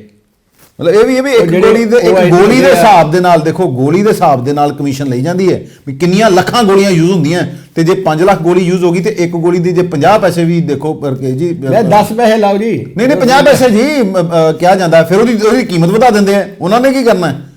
ਤੇ ਇਸ ਕਰਕੇ ਵੀ ਬਹੁਤ ਤਗੜਾ ਸਿਹਤ ਮੰਤਰੀ ਜਿਹੜੇ ਜਵਾਹਰ ਮਾਜਰਾ ਨੇ ਤੇ ਮਾਨ ਸਾਹਿਬ ਵੀ ਤੇ ਵਿਜੀਲੈਂਸ ਦੇ ਜਿਹੜੇ ਡਾਇਰੈਕਟਰ ਨੇ, ਉਹਨਾਂ ਨੂੰ ਵੀ ਇਹਨਾਂ ਤੇ ਸਾਡੀ ਮਤਲਬ ਹੈਗੀ ਹੈ ਜੇ ਸਾਡਾ ਪ੍ਰੋਗਰਾਮ ਸੁਣਨ ਤੇ ਇਹ ਤੇ ਵੀ ਜ਼ਰੂਰ ਗੌਰ ਕਰਨ। ਉੱਥੇ ਆਪ ਦੇ ਲੀਡਰ ਪਰਮਜੀਤ ਕੱਲ ਉਹਨਾਂ ਵੀ ਕਿਹਾ ਵੀ ਇਹਨਾਂ ਦਾ ਸੱਤਾ ਦਾ ਦੁਰਉਪਯੋਗ ਕਰਕੇ ਬੜੀ ਜਾਇਦਾਦ ਬਣਾਈ ਆ, ਬੜੇ ਕਬਜ਼ੇ ਕੀਤੇ। ਤੁਹਾਨੂੰ ਪਤਾ ਇਹਨਾਂ ਦੇ ਬ੍ਰਦਰ ਨੂੰ ਮੇਅਰ ਤੋਂ ਲਾਤਾ, ਅਮਰਜੀਤ ਸਿੰਘ ਜੀਤੀ ਨੂੰ ਜੀ ਜੀ, ਤੇ ਉਹਨੂੰ ਮੈਂਬਰ ਦੀ ਕੌਂਸਲ ਦੀ ਮੈਂਬਰਸ਼ਿਪ ਵੀ ਕੈਂਸਲ ਕਰਤੀ ਆ। ਉਹਨਾਂ ਨੇ ਉਹ ਟੈਂਡਰ ਦੇ ਦਿੱਤੇ, ਆਪਣੀ ਫਰਮ ਜੇ ਚੋਂ ਆਪ ਮੈਂਬਰ ਸੀ ਉਹਨੂੰ ਕੰਮ ਦੇ ਦਿੱਤਾ। ਵੇਖੋ ਰੱਜਦੇ ਹੀ ਨਹੀਂ। अब देखो ਪੈਸੇ ਲਈ ਜਾਣੇ। अब ਉਹਦਾ देखो ਕਹਿੰਦੇ ਵੀ ये- ਮੈਂ ਜਦੀ ਪੁੱਛੀ ਸਰਦਾਰ ਹਾਂ, अभी ਮੇਰੀਆਂ ਗੈਸ ਏਜੰਸੀਆਂ ਸੀ, ਮੇਰਾ ਟਰਾਂਸਪੋਰਟ ਦਾ ਕੰਮ ਸੀ, ਮੇਰਾ ਜ਼ਮੀਨਾਂ ਦਾ ਕੰਮ ਸੀ, ਤੇ ਜੋ ਇਹਨਾਂ ਕੁਛ ਹੈਗਾ ਹੀ ਸਰਦਾਰ ਜੀ, ਫਿਰ ਲੋਕਾਂ ਵਾਸਤੇ ਵੀ ਕੁਛ ਰਹਿਣ ਦੇਣਾ ਸੀ। ਆਰੋਪ ਜਿਹੜੇ ਤੁਹਾਡੇ ਦੇ ਆਪੋਜੀਸ਼ਨ ਵਾਲੇ ਲਾ ਰਹੇ, ਜਵਾਬ ਦਿਓ। ਉਹਨਾਂ ਨੇ ਜਵਾਬ ਦਿੱਤਾ ਵੀ ਮੈਂ ਹਰ ਜਾਂਚ ਲਈ ਤਿਆਰ ਹਾਂ। अब देखो चलो ਪਹਿਲਾਂ ਤਾਂ ਜਿਹੜੇ ਕਹਿੰਦੇ ਵੀ ਵਿਜੀਲੈਂਸ ਕੋ ਮੇਰੀ ਜਾਂਚ ਹੈਗੀ ਕੋਈ ਨਹੀਂ। ਹਾਂ ਦੇਖੋ ਚਲੋ ਵਿਜੀਲੈਂਸ ਨੇ ਦੇਖਣਾ ਹੈ ਵੀ ਉਹਨਾਂ ਦੇ ਉੱਪਰ ਜਿਹੜੇ ਆਰੋਪ ਲੱਗੇ ਨੇ ਉਹ ਸਹੀ ਨੇ ਜਾਂ ਗਲਤ ਨੇ, ਪਰ ਇਸ ਵੇਲੇ ਜਿਹੜੇ ਆਰੋਪ ਲੱਗ ਰਹੇ ਨੇ ਅਸੀਂ ਉਹਨਾਂ ਦੀ ਗੱਲ ਕਰ ਰਹੇ ਹਾਂ ਕਿ ਜੀ ਬੀਜੇਪੀ ਦੇਖੋ ਨਾ ਪੰਜਾਬ 'ਚ ਲਗਾਤਾਰ ਆਪਣਾ ਵਿਸਤਾਰ ਕਰ ਰਹੀ ਹੈ। ਕੈਪਟਨ ਅਮਰਿੰਦਰ ਸਿੰਘ ਚਲੇ ਗਏ, ਰਾਜਕੁਮਾਰ ਵੇਰਕਾ ਚਲੇ ਗਏ, ਬਲਬੀਰ ਸਿੱਧੂ ਚਲੇ ਗਏ, ਸ਼ਾਮ ਸੁੰਦਰ ਅਰੋੜਾ ਚਲੇ ਗਏ, ਹੋਰ ਵੀ ਬਹੁਤ ਸਾਰੇ ਲੀਡਰ ਚਲੇ ਗਏ। ਹੁਣ ਅਕਾਲੀ ਲੀਡਰ ਵੀ ਜਾਣੇ ਸ਼ੁਰੂ ਹੋ ਗਏ ਨੇ। ਤੇ ਵੀ ਕੀ ਲੱਗਦਾ ਵੀ ਹੁਣ 2024 ਤੇ ਚਲੋ ਲੋਕ ਸਭਾ ਇਲੈਕਸ਼ਨ ਹੈ, ਵੀ ਬੀਜੇਪੀ ਨੇ ਹੁਣ ਤੋਂ ਹੀ 2027 ਦੀ ਇਲੈਕਸ਼ਨ ਦੀ ਜਿਹੜੀ ਤਿਆਰੀ ਸ਼ੁਰੂ ਕਰਤੀ, ਕਿਉਂਕਿ ਜੋ ਹਾਲਾਤ ਇਸ ਵਾਰੀ ਅਕਾਲੀ ਦਲ ਦੇ ਹੋਏ ਆ ਤੇ ਜਾਂ ਜੋ ਕਾਂਗਰਸੀਆਂ ਦੇ ਘੁਟਾਲੇ ਸਾਹਮਣੇ ਆ ਰਹੇ ਆ, ਜੀ। ਤੇ ਉੱਥੋਂ ਲੱਗਦਾ ਨਹੀਂ ਹੈ ਵੀ ਅਗਲੀ ਜਿਹੜੀ ਫਾਈਟ ਹੈ ਜਿਹੜੀ ਵੀ ਉਹ ਚੌ ਤਰਫਾ ਨਾ ਹੋ ਕੇ ਦੋ ਤਰਫਾ ਹੋਏਗੀ। ਪਟਾਰੀ ਸਾਹਿਬ ਅਗਲੀ ਆਪਸ਼ਨ ਹੀ ਲੋਕਾਂ ਕੋ ਬੀਜੇਪੀ ਹੈ ਇਸ ਟਾਈਮ। ਜੀ ਪ੍ਰਧਾਨ ਮੰਤਰੀ ਦੇ ਸਰਕਾਰ ਤੇ ਕੋਈ ਘਟਾਲਾ ਸਾਹਮਣੇ ਨਹੀਂ ਆਇਆ, ਜੀ ਉਹਨਾਂ ਤੇ ਕੋਈ ਰੋਪ ਨਹੀਂ ਲੱਗੇ। ਸਭ ਤੋਂ ਵੱਡੀ ਗੱਲ ਵੀ ਬੀਜੇਪੀ ਦਾ ਜਿਹੜਾ ਸੰਗਠਨ ਆ ਬਹੁਤ ਮਜ਼ਬੂਤ ਹੁੰਦਾ। ਨਹੀਂ, ਉਹਨਾਂ ਦੇ ਸਿਰਫ ਇੱਕੋ ਆਰੋਪ ਲੱਗਦੇ ਵੀ ਐਨਪੀਏ ਕਰਤੇ ਆਪਣੇ ਬਹੁਤ ਸਾਰੇ ਲੋਕ 10 ਲੱਖ ਕਰੋੜ ਰੁਪਇਆ ਲੋਕ ਲੱਗੇ ਆ, ਉਹ ਕਿਹੜੇ ਨੇ ਹੁਣ ਇਹ ਨਹੀਂ ਨਸ਼ਰ ਨਹੀਂ ਹੋਏ ਨਾ ਵੀ ਉਹਨਾਂ ਦੇ ਆਪਣੇ ਦੇ ਉੱਪਰ ਕੋਈ ਆਰੋਪ ਨਹੀਂ ਗਾ। ਆਪਣੇ ਦੇ ਰੋਪ ਕੋਈ ਨਹੀਂ। ਵੀ ਦੇਖੋ ਉਹਨਾਂ ਦੀ ਮਾਤਾ ਜੀ ਦੀ ਡੈਥ ਹੁੰਦੀ ਆ, ਸੰਸਕਾਰ ਕਰਨ ਦਾ 2 ਘੰਟੇ ਬਾਅਦ ਹੀ ਆਪਣਾ ਜੀ, ਕੰਮ ਜੀ, ਸ਼ੁਰੂ ਜੀ, ਕਰ ਦਿੰਦੇ ਜੀ, ਆ। ਇਹੋ ਜੀ। ਜਿਹੀ ਐਗਜ਼ਾਮਪਲ ਕੋਈ ਨੇ ਕਦੀ ਸੈੱਟ ਜੀ, ਨਹੀਂ ਜੀ, ਕੀਤੀ। ਜੀ, ਜੀ। ਇਹ ਪ੍ਰਧਾਨ ਮੰਤਰੀ ਨਰਿੰਦਰ ਮੋਦੀ ਜੀ ਨੇ ਸੈੱਟ ਕੀਤੀ ਆ। ਹੁਣ ਪੰਜਾਬ 'ਚ ਅਕਾਲੀ ਵੀ ਇੱਧਰ ਹੀ ਇਸੇ ਰਸਤੇ ਲੱਗ ਗਏ ਆ। ਪਹਿਲਾਂ ਮਨਦੀਪ ਮੰਨਾ ਚੱਲ ਗਏ, ਨਕਈ ਸਾਹਿਬ ਚੱਲ ਗਏ XMLA, ਹੁਣ XMLA ਡਾਕਟਰ ਦਲਬੀਰ ਸਿੰਘ ਵੇਰਕਾ, ਗਜਿੰਦਰ ਸਿੰਘ ਸ਼ੇਖਾਵਤ ਦੀ ਹਾਜ਼ਰੀ ਦੇ ਵਿੱਚ ਸ਼ਾਮਲ ਹੋ ਜਾਂਦੇ ਆ। ਜੀ, ਜੀ। ਗੁਰਮੁਖ ਸਿੰਘ ਬਲੇਰ ਕੁਲਾਪਲਿਆ ਜਿਹਨੂੰ ਕਹਿੰਦੇ ਸਿਆਸੀ ਸਲਾਹਕਾਰੀ ਸਰਦਾਰ ਦੇਸ਼ਪ੍ਰਤ ਕਹਿਰੋ ਦੇ, ਆਦੇਸ਼ ਪ੍ਰਤਾਪ ਕਹਿ ਰਹੇ ਹਾਂ, ਉਹ ਵੀ ਸ਼ਾਮਲ ਹੋ ਜਾਂਦੇ ਆ। ਜਿਹੜੇ ਹੋਰ ਵੀ ਆਦੇਸ਼ ਕਾਫੀ ਪ੍ਰਤਾਪ ਬੰਦੇ ਜਾ ਰਹੇ ਆ। ਇਹ ਵੀ ਦੱਸ ਦਈਏ ਦਰਸ਼ਕਾਂ ਨੂੰ, ਆਦੇਸ਼ ਪ੍ਰਤਾਪ ਸਿੰਘ ਕਹਿ ਰਹੇ ਤੇ ਬਾਦਲ ਪਰਿਵਾਰ ਦੀ ਨੇੜਤਾ ਹੈ। ਸੁਖਬੀਰ ਬਾਦਲ ਦੀ ਜਿਹੜੀ ਭੈਣ ਜੀ ਹੈ ਉਹ ਆਦੇਸ਼ ਪ੍ਰਤਾਪ ਉਹਨਾਂ ਨਾਲ ਵਿਆਹ ਹੈ। ਹੁਣ ਵੇਖੋ ਧੱਕਾ ਤਾਂ ਲੱਗ ਰਿਹਾ। ਅੱਗੇ ਬੀਜੇਪੀ ਲੜਦੀ ਸੀ 23 ਸੀਟਾਂ ਦੇ, ਹੁਣ ਉਹ ਲੜਨੇ 117 ਸੀਟਾਂ ਦੇ, ਤੇ ਬੰਦੇ ਤੇ ਪਟਾੜਾ ਤਾਰ ਉੱਧਰ ਜਾ ਰਹੇ ਆ। ਬੇਸ ਉਹਨਾਂ ਦਾ ਪਿੰਡਾਂ 'ਚ ਬਣੀ ਜਾ ਰਿਹਾ ਤੇ ਬਹੁਤ ਵਧੀਆ ਬਣਨ ਡਿਆ, ਤੇ ਇਦਾਂ ਹੀ ਚੱਲਦੇ ਰਹੇ ਤੇ ਕੋਈ ਰੋਕ ਨਹੀਂ ਸਕਦਾ ਬੀਜੇਪੀ ਸਰਕਾਰ ਬਣਨ ਨੂੰ। ਬਿਲਕੁਲ ਮੁੱਖ ਮੁਕਾਬਲਾ ਆਪ ਬੀਜੇਪੀ ਦੇ ਵਿੱਚ ਹੀ ਰਹਿ ਜਾਊ। ਅਕਾਲੀ ਦਲ ਤੇ ਖਤਮ ਹੋਣ ਵਾਲੇ ਬੰਦੇ ਜਾ ਰਿਹਾ। ਆ ਦੇਖੋ ਕਾਂਗਰਸ ਵੀ ਜਿਸ ਤਰ੍ਹਾਂ ਆਪਸ 'ਚ ਇਹਨਾਂ ਨੇ ਲੜਾਈ ਪਈ ਹੋਈ ਹੈ, ਕਿਦਾਂ ਲੜੀ ਜਾਂਦੇ ਨੇ। ਨਵਜੋਤ ਸਿੰਘ ਸਿੱਧੂ ਜੇ ਬਾਹਰ ਅਜੇ ਆਏ ਨਹੀਂ, ਪਹਿਲਾਂ ਉਹਨੂੰ ਲੈ ਕੇ ਲੜਨਾ ਲੜੇ। ਸ਼ੁਰੂ ਕਰਤਾ ਜੀ ਇਹਨਾਂ ਤੇ ਦੇਖੋ ਨੇ। ਹੋਰ ਵੀ ਹੈ ਤੇ ਹੁਣ ਚਲੋ ਇਹ ਤੇ 2027 ਦੱਸੇਗਾ। ਅੱਗੇ ਇਹਨਾਂ ਦੀ ਲੜਾਈ ਨੇ ਹੀ ਇਹਨਾਂ ਨੂੰ ਮਾਰਿਆ, ਨਹੀਂ ਤੇ ਜਾਂਦੇ ਨਹੀਂ ਕਿਤੇ। 2027 ਇੰਨੀ ਮਾੜੀ ਹਾਲਤ ਨਹੀਂ ਅਜੇ ਹੋਈ ਦੂਰ ਇਹਨਾਂ ਹੈ। ਦੀ। ਪਹਿਲੇ ਅਜੇ ਨਿਗਮ ਦੇ ਇਲੈਕਸ਼ਨ ਹੋਣੇ ਹੀ ਇਸੇ ਸਾਲ ਨੇ, ਫਿਰ ਅਗਲੇ ਸਾਲ ਲੋਕ ਸਭਾ ਇਲੈਕਸ਼ਨ ਹੋਣੇ ਹੈ। ਚਲੋ ਅੱਗੇ ਜੀ ਖਬਰੀ ਸਮੇਂ ਦੀ ਘਾਟ ਹੈ ਤੇ ਖਬਰ ਇੱਕ ਮੈਂ ਜ਼ਰੂਰ ਲੈਣਾ ਚਾਹਾਂਗਾ ਜਲਦੀ। ਨਹਿਰੂ ਸ਼ਾਪਿੰਗ ਕੰਪਲੈਕਸ ਦੇ ਵਿੱਚ ਇੰਪਰੂਵਮੈਂਟ ਟਰਸਟ ਦੇ ਅਧਿਕਾਰੀ ਜਾਂਦੇ ਕਬਜ਼ਾ ਛਡਾਉਣ ਤੇ ਦੁਕਾਨਦਾਰ ਉਹਨਾਂ ਦੇ ਗਲ ਪੈ ਜਾਂਦੇ ਨੇ ਵੀ ਕੀ ਹੁਣ ਇਹ ਮਤਲਬ ਸਭ ਨੂੰ ਪਤਾ ਲੱਗ ਗਿਆ ਵੀ ਇਹ ਵਾਕਈ ਇਹਨਾਂ ਦੀ ਦੋਹਰੀ ਪਾਲਿਸੀ ਹੈ ਅਧਿਕਾਰੀਆਂ ਦੀ, ਵੀ ਜੇ ਇਸ ਤਰ੍ਹਾਂ ਨਾ ਹੋਵੇ ਵੀ ਇੱਕੋ ਕਹਿੰਦੇ ਆ ਵੀ ਪਾਲਿਸੀ ਅਪਣਾਉਣ ਤੇ ਸ਼ਾਇਦ ਇਸ ਤਰ੍ਹਾਂ ਦੀ ਗੱਲਬਾਤ ਨਾ ਹੋਵੇ। ਉਹ ਕਹਿੰਦੇ ਵੀ ਸਾਡੇ ਤੇ ਕੁਰਸੀਆਂ ਮੇਜ਼ ਲੱਗੇ ਤੁਹਾਨੂੰ ਦਿਸਦੇ ਜੀ, ਵੀ ਅਸੀਂ ਗਰੀਬ ਆਦਮੀ ਚਾਹਾਂ ਪਿਆ ਕੇ ਜਾਂ ਭੁਰਜੀ ਬਣਾ ਕੇ ਰੋਟੀ ਦੇਣ ਦੇ ਆ, ਇਹਨਾਂ ਰੋਟੀ ਕਮਾਉਣ ਦੇ ਆਪਣੀ, ਤਾਂ ਲਾਗੇ ਜਿਹੜਾ ਨਜਾਇਜ਼ ਖੋਖਾ ਲਵਾਤਾ ਜੀ ਕੋਈ ਲਵਾਇਆ ਜੀ ਚੁਕਾਓ। ਜੀ, ਤੁਹਾਡੇ ਦਸਤ ਦੇ ਨਾਲ ਹੀ ਬਾਂਸਲ ਦੀ ਬਿਲਡਿੰਗ ਬਣੀ ਹੈ ਨਜਾਇਜ਼, ਜੀ, ਉਹਨੂੰ ਕਿਉਂ ਨਹੀਂ ਢਾਇਆ ਅਜੇ ਤੱਕ? ਜੀ। ਆ ਵੇਖੋ ਅਸੀਂ ਐਸਸੀਓ ਦੇ ਨੰਬਰ ਬੋਲੇ ਜੀ। ਸੀ, ਕਿੰਨੇ ਉੱਚੇ ਉਚਾਈਆਂ ਗਗਨਚੁੰਬੀ ਮਾਤਾ ਬਣ ਗਈਆਂ, ਰਾਤ ਦੇ ਵੇਲੇ ਬਣਦੀਆਂ, ਜੀ। ਉਹਨਾਂ ਦੇ ਐਕਸ਼ਨ ਕਿਉਂ ਨਹੀਂ ਲਿਆ? ਉਹਨਾਂ ਕੋਲ ਤਾਂ ਤੁਸੀਂ ਪੈਸੇ ਲਈ ਜਾਂਦੇ ਜੇ, ਇੱਥੋਂ ਹੀ ਪਹਿਲਾਂ ਭੁਰਜੀ ਚਾਹ ਪੀ ਜਾਂਦੇ, ਭੁਰਜੀਆਂ ਲੈ ਜਾਂਦੇ ਜਾਂ ਮਹੀਨੇ ਲੈ ਲੈਂਦੇ ਜੇ, ਤੇ ਹੁਣ ਇਹਨਾਂ ਦੀ ਕੁਰਸੀਆਂ ਮੇਚ ਚੁੱਕਣ ਆਏਗੇ। ਜਾਂ ਤੇ ਪਹਿਲਾਂ ਦੇ ਸਭ ਤੋਂ ਬਾਂਸਲ ਤੋਂ ਸ਼ੁਰੂ ਕਰੋ ਕੰਮ। ਜੀ, ਵੱਡੇ ਜਿਹੜੇ ਆ ਬਣਨ ਦੇ ਸ਼ੋਰੂਮ ਗਗਨਚੁੰਬੀ ਇਮਾਰਤਾਂ, ਉਹਨਾਂ ਤੇ ਸ਼ੁਰੂ ਕਰੋ ਕੰਮ, ਉਹ ਢਾਓ, ਫਿਰ ਇਹਨਾਂ ਦੀ ਕੁਰਸੀ ਮੇਜ਼ ਵੀ ਚੁੱਕ ਲਓ ਵਿਚਾਰਿਆਂ ਦੀ। ਜਾਂ ਤੇ ਖੋਖਾ ਕਿਉਂ ਲਵਾਇਆ ਜੇ? ਨਜਾਇਜ਼ ਉਹਦੇ ਖੋਖਾ ਵੀ ਚੁੱਕੋ, ਅਸੀਂ ਵੀ ਚੁੱਕ ਲੈਂਦੇ ਸਾਰਾ ਕੁਝ। ਦੇਖੋ ਮੈਂ ਦੇਖ ਰਿਹਾ ਸੀ ਉਹ ਕਿਸ ਤਰ੍ਹਾਂ ਦੁਕਾਨਦਾਰ ਉਹਨਾਂ ਨਾਲ ਬਹਿਸ ਰਿਹਾ, ਪਰ ਇਹ ਸਿਰਫ ਤੇ ਸਿਰਫ ਇਹੋ ਹੀ ਕਰਕੇ ਕਿਉਂਕਿ ਬਹੁਤ ਸਾਰੇ ਅਧਿਕਾਰੀ ਭ੍ਰਸ਼ਟ ਹੋ ਗਏ ਨੇ। ਇਹਨਾਂ ਦੀਆਂ ਜੇ ਜਾਇਦਾਦਾਂ ਵੇਖੋ ਤੇ ਕਿੰਨੀਆਂ ਨੇ, ਵੱਡੀਆਂ ਬਿਲਡਿੰਗਾਂ ਬਣਨੀਆਂ ਕਿਉਂਕਿ ਉਹਦੇ 'ਚ ਉਹਨਾਂ ਨੂੰ ਮਾਲ ਆਉਣਾ ਹੈ, ਨੋਟਿਸ ਭੇਜ ਕੇ ਇਤਿਸ਼ਰੀ ਕਰਨ ਦੇ ਕੋਈ ਕਾਰਵਾਈ ਨਹੀਂ ਕਰਦੇ। ਅੱਜ ਤੱਕ ਕੀ ਇਹਨਾਂ ਨੇ ਕੋਈ ਬਿਲਡਿੰਗ ਢਾਈ ਜਿਹੜੀ ਕਿ ਇਲੀਗਲ ਜਿਹੜੀਆਂ ਨਿਯਮਾਂ ਦੇ ਅਨੁਸਾਰ ਨਾ ਬਣੀ ਹੋਏ? ਇਸ ਕਰਕੇ ਇਹਨਾਂ ਨੂੰ ਆਤਮ ਮੰਥਨ ਕਰਨਾ ਚਾਹੀਦਾ ਹੈ। ਨਹੀਂ ਤੇ ਲੋਕ, ਅਸੀਂ ਪਹਿਲੇ ਕਹਿੰਦੇ ਆ ਵੀ ਜਨਤਾ, ਪਬਲਿਕ ਇਹ ਸਭ ਕੁਝ ਜਾਣਦੀ ਹੈ। ਪਬਲਿਕ, ਜੇ ਤੁਸੀਂ ਪਬਲਿਕ ਦੇ ਟੈਕਸ ਦੇ ਪੈਸੇ ਤੋਂ ਤੁਹਾਨੂੰ ਜਿਹੜੀਆਂ ਤਨਖਾਹਾਂ ਮਿਲਦੀਆਂ, ਤੁਸੀਂ ਆਪਣੇ ਆਪ ਨੂੰ ਰੱਬ ਨਾ ਸਮਝੋ, ਤੇ ਕੋਈ ਇੱਕ ਯੂਨੀਫਾਰਮ ਪਾਲਿਸੀ ਬਣਾਓ। ਇੱਕੋ ਜੀ ਪਾਲਿਸੀ ਹੋਣੀ ਚਾਹੀਦੀ ਹੈ ਸਾਰੇ ਜਿਹੜੇ ਸ਼ਹਿਰ ਵਾਸਤੇ ਜਾਂ ਪੰਜਾਬ ਵਾਸਤੇ। ਇਹ ਨਹੀਂ ਵੀ ਆਪਣੀ ਮਰਜ਼ੀ ਨਾਲ ਤੁਸੀਂ ਗਏ ਕਿਤੋਂ ਤੁਸੀਂ ਉਹ ਤੇ ਕਾਰਵਾਈ ਕਰਤੀ ਤੇ ਨਹੀਂ ਤੇ ਲੋਕ ਇਸ ਤਰ੍ਹਾਂ ਹੀ ਤੁਹਾਡੇ ਗੱਲ ਪੈਣਗੇ। ਹਾਲਾਂਕਿ ਅਸੀਂ ਇਸ ਚੀਜ਼ ਨੂੰ ਇਹ ਨਹੀਂ ਕਹਿੰਦੇ ਦਾ ਸਮਰਥਨ ਨਹੀਂ ਕਰਦੇ, ਨਹੀਂ ਸਮਰਥਨ ਕਰਦੇ, ਗੱਲ ਪੈਣ ਦਾ ਹੀ ਕੋਈ ਸਮਰਥਨ ਨਹੀਂ ਕਰਦੇ। ਪਰ ਬੜੀ ਗੱਲ ਆ, ਮੁਲਾਜ਼ਮ ਲੋਕਾਂ ਦੀ ਦਾ- ਡਿਊਟੀ ਦੇ ਵਿੱਚ ਵਿਘਨ ਨਹੀਂ ਪਾਉਣਾ ਚਾਹੀਦਾ। ਸਬੰਧ 'ਚ ਉੱਥੋਂ ਦੇ ਇੱਕ ਮੁਲਾਜ਼ਮ ਸੋਨੂ ਗਾਂਧੀ ਨੇ ਆਪਣੇ ਐਸਸੀ ਨੂੰ ਸ਼ਿਕਾਇਤ ਵੀ ਕਰਤੀ ਵੀ ਪੁਲਿਸ ਦਾ ਕੇਸ ਰਜਿਸਟਰਡ ਕਰਾਇਆ ਜਾਵੇ ਕਿ ਜੀ ਵੀ ਸਾਨੂੰ ਧਮਕੀਆਂ ਮਿਲੀਆਂ, ਸਾਨੂੰ ਗਾਲਾਂ ਕੱਢੀਆਂ ਤੇ ਸਾਡੇ ਕੰਮ 'ਚ ਵਿਘਨ ਪਾਇਆ। ਨਹੀਂ ਪਰ ਰਕੇਸ਼ ਜੀ ਇਹਨਾਂ ਨੂੰ ਵੀ ਤੇ ਆਪਣਾ ਆਤਮ ਮੰਥਨ ਕਰਨਾ ਚਾਹੇਗਾ ਨਾ, ਇੱਕੋ ਜੀ ਪਾਲਿਸੀ ਫਰੇਮ ਕਰਨੀ ਪਏਗੀ। ਇਸੇ ਕਰਕੇ ਚਲੋ ਪਰ ਲੋਕਾਂ ਨੂੰ ਵੀ ਕਾਨੂੰਨ ਆਪਣੇ ਹੱਥ 'ਚ ਨਹੀਂ ਲੈਣਾ ਚਾਹੀਦਾ, ਮੁਲਾਜ਼ਮ ਦੀ ਗੱਲ ਨਹੀਂ ਪੈਣਾ ਚਾਹੀਦਾ। ਇੱਕ ਸਾਡੀ ਸਰਕਾਰ ਨੂੰ ਹੋਰ ਅਪੀਲ ਆ ਵੀ ਹਾਜ਼ਰੀ ਯਕੀਨੀ ਬਣਾਉਣ ਵਾਸਤੇ ਹਰ ਦਫ਼ਤਰ ਦੇ ਵਿੱਚ ਬਾਇਓਮੈਟ੍ਰਿਕ ਹਾਜ਼ਰੀ ਲਵਾਓ। ਜਿੱਦਾਂ ਮੈਡੀਕਲ ਕਾਲਜ 'ਚ ਕੀਤੀ ਜੇ ਨਾ, ਉੱਦਾਂ ਹੈਲਥ 'ਚ ਵੀ ਮਸ਼ੀਨਾਂ ਲੱਗੀਆਂ ਸੀ ਲੱਖਾਂ ਰੁਪਏ ਦੀ ਖਰਚ ਤੇ ਹੁਣ ਸਿਹਤ ਵਿਭਾਗ ਦੀਆਂ ਬਾਇਓਮੈਟ੍ਰਿਕ ਮਸ਼ੀਨਾਂ ਕਿਉਂ ਨਹੀਂ ਚੱਲਦੀਆਂ? ਇਹ ਵੀ ਚਾਲੂ ਕੀਤੀਆਂ ਜਾਣ ਤਾਂ ਕਿ ਜਿਹੜੇ ਅਧਿਕਾਰੀ ਘਰੋਂ ਹੀ ਬੈਠੇ ਦਫ਼ਤਰ 'ਚ ਲਈ ਜਾਂਦੇ ਆ ਨਾ, ਉਹਨਾਂ ਨੂੰ ਪਤਾ ਲੱਗੇ, ਉਹਨੂੰ ਆ ਕੇ ਹਾਜ਼ਰੀ ਲਾਣੀ ਪਵੇ ਵੀ ਵਾਕਈ ਕਿੰਨੇ ਵਜੇ ਦਫ਼ਤਰ ਆਇਆ ਤੇ ਕਿੰਨੇ ਵਜੇ ਨਿਕਲਿਆ। ਜਿੱਦਾਂ ਮੈਡੀਕਲ 'ਚ ਆਉਣ ਲੱਗਿਆਂ ਤੇ ਜਾਣ ਲੱਗਿਆਂ 2 ਟਾਈਮ ਹਾਜ਼ਰੀ ਲੱਗਦੀ ਆ, ਉੱਦਾਂ ਹੀ ਸਾਰੇ ਹਸਪਤਾਲਾਂ ਦੇ ਵਿੱਚ, ਸਾਰੇ ਸਿਵਲ ਸਰਜਨ ਦਫ਼ਤਰਾਂ ਦੇ ਵਿੱਚ, ਦੂਜੇ ਆਰਟੀਏ ਦਫ਼ਤਰਾਂ ਦੇ ਵਿੱਚ ਹਰ ਥਾਂ ਤੇ ਬਾਇਓਮੈਟ੍ਰਿਕ ਹਾਜ਼ਰੀ ਲਵਾਓ।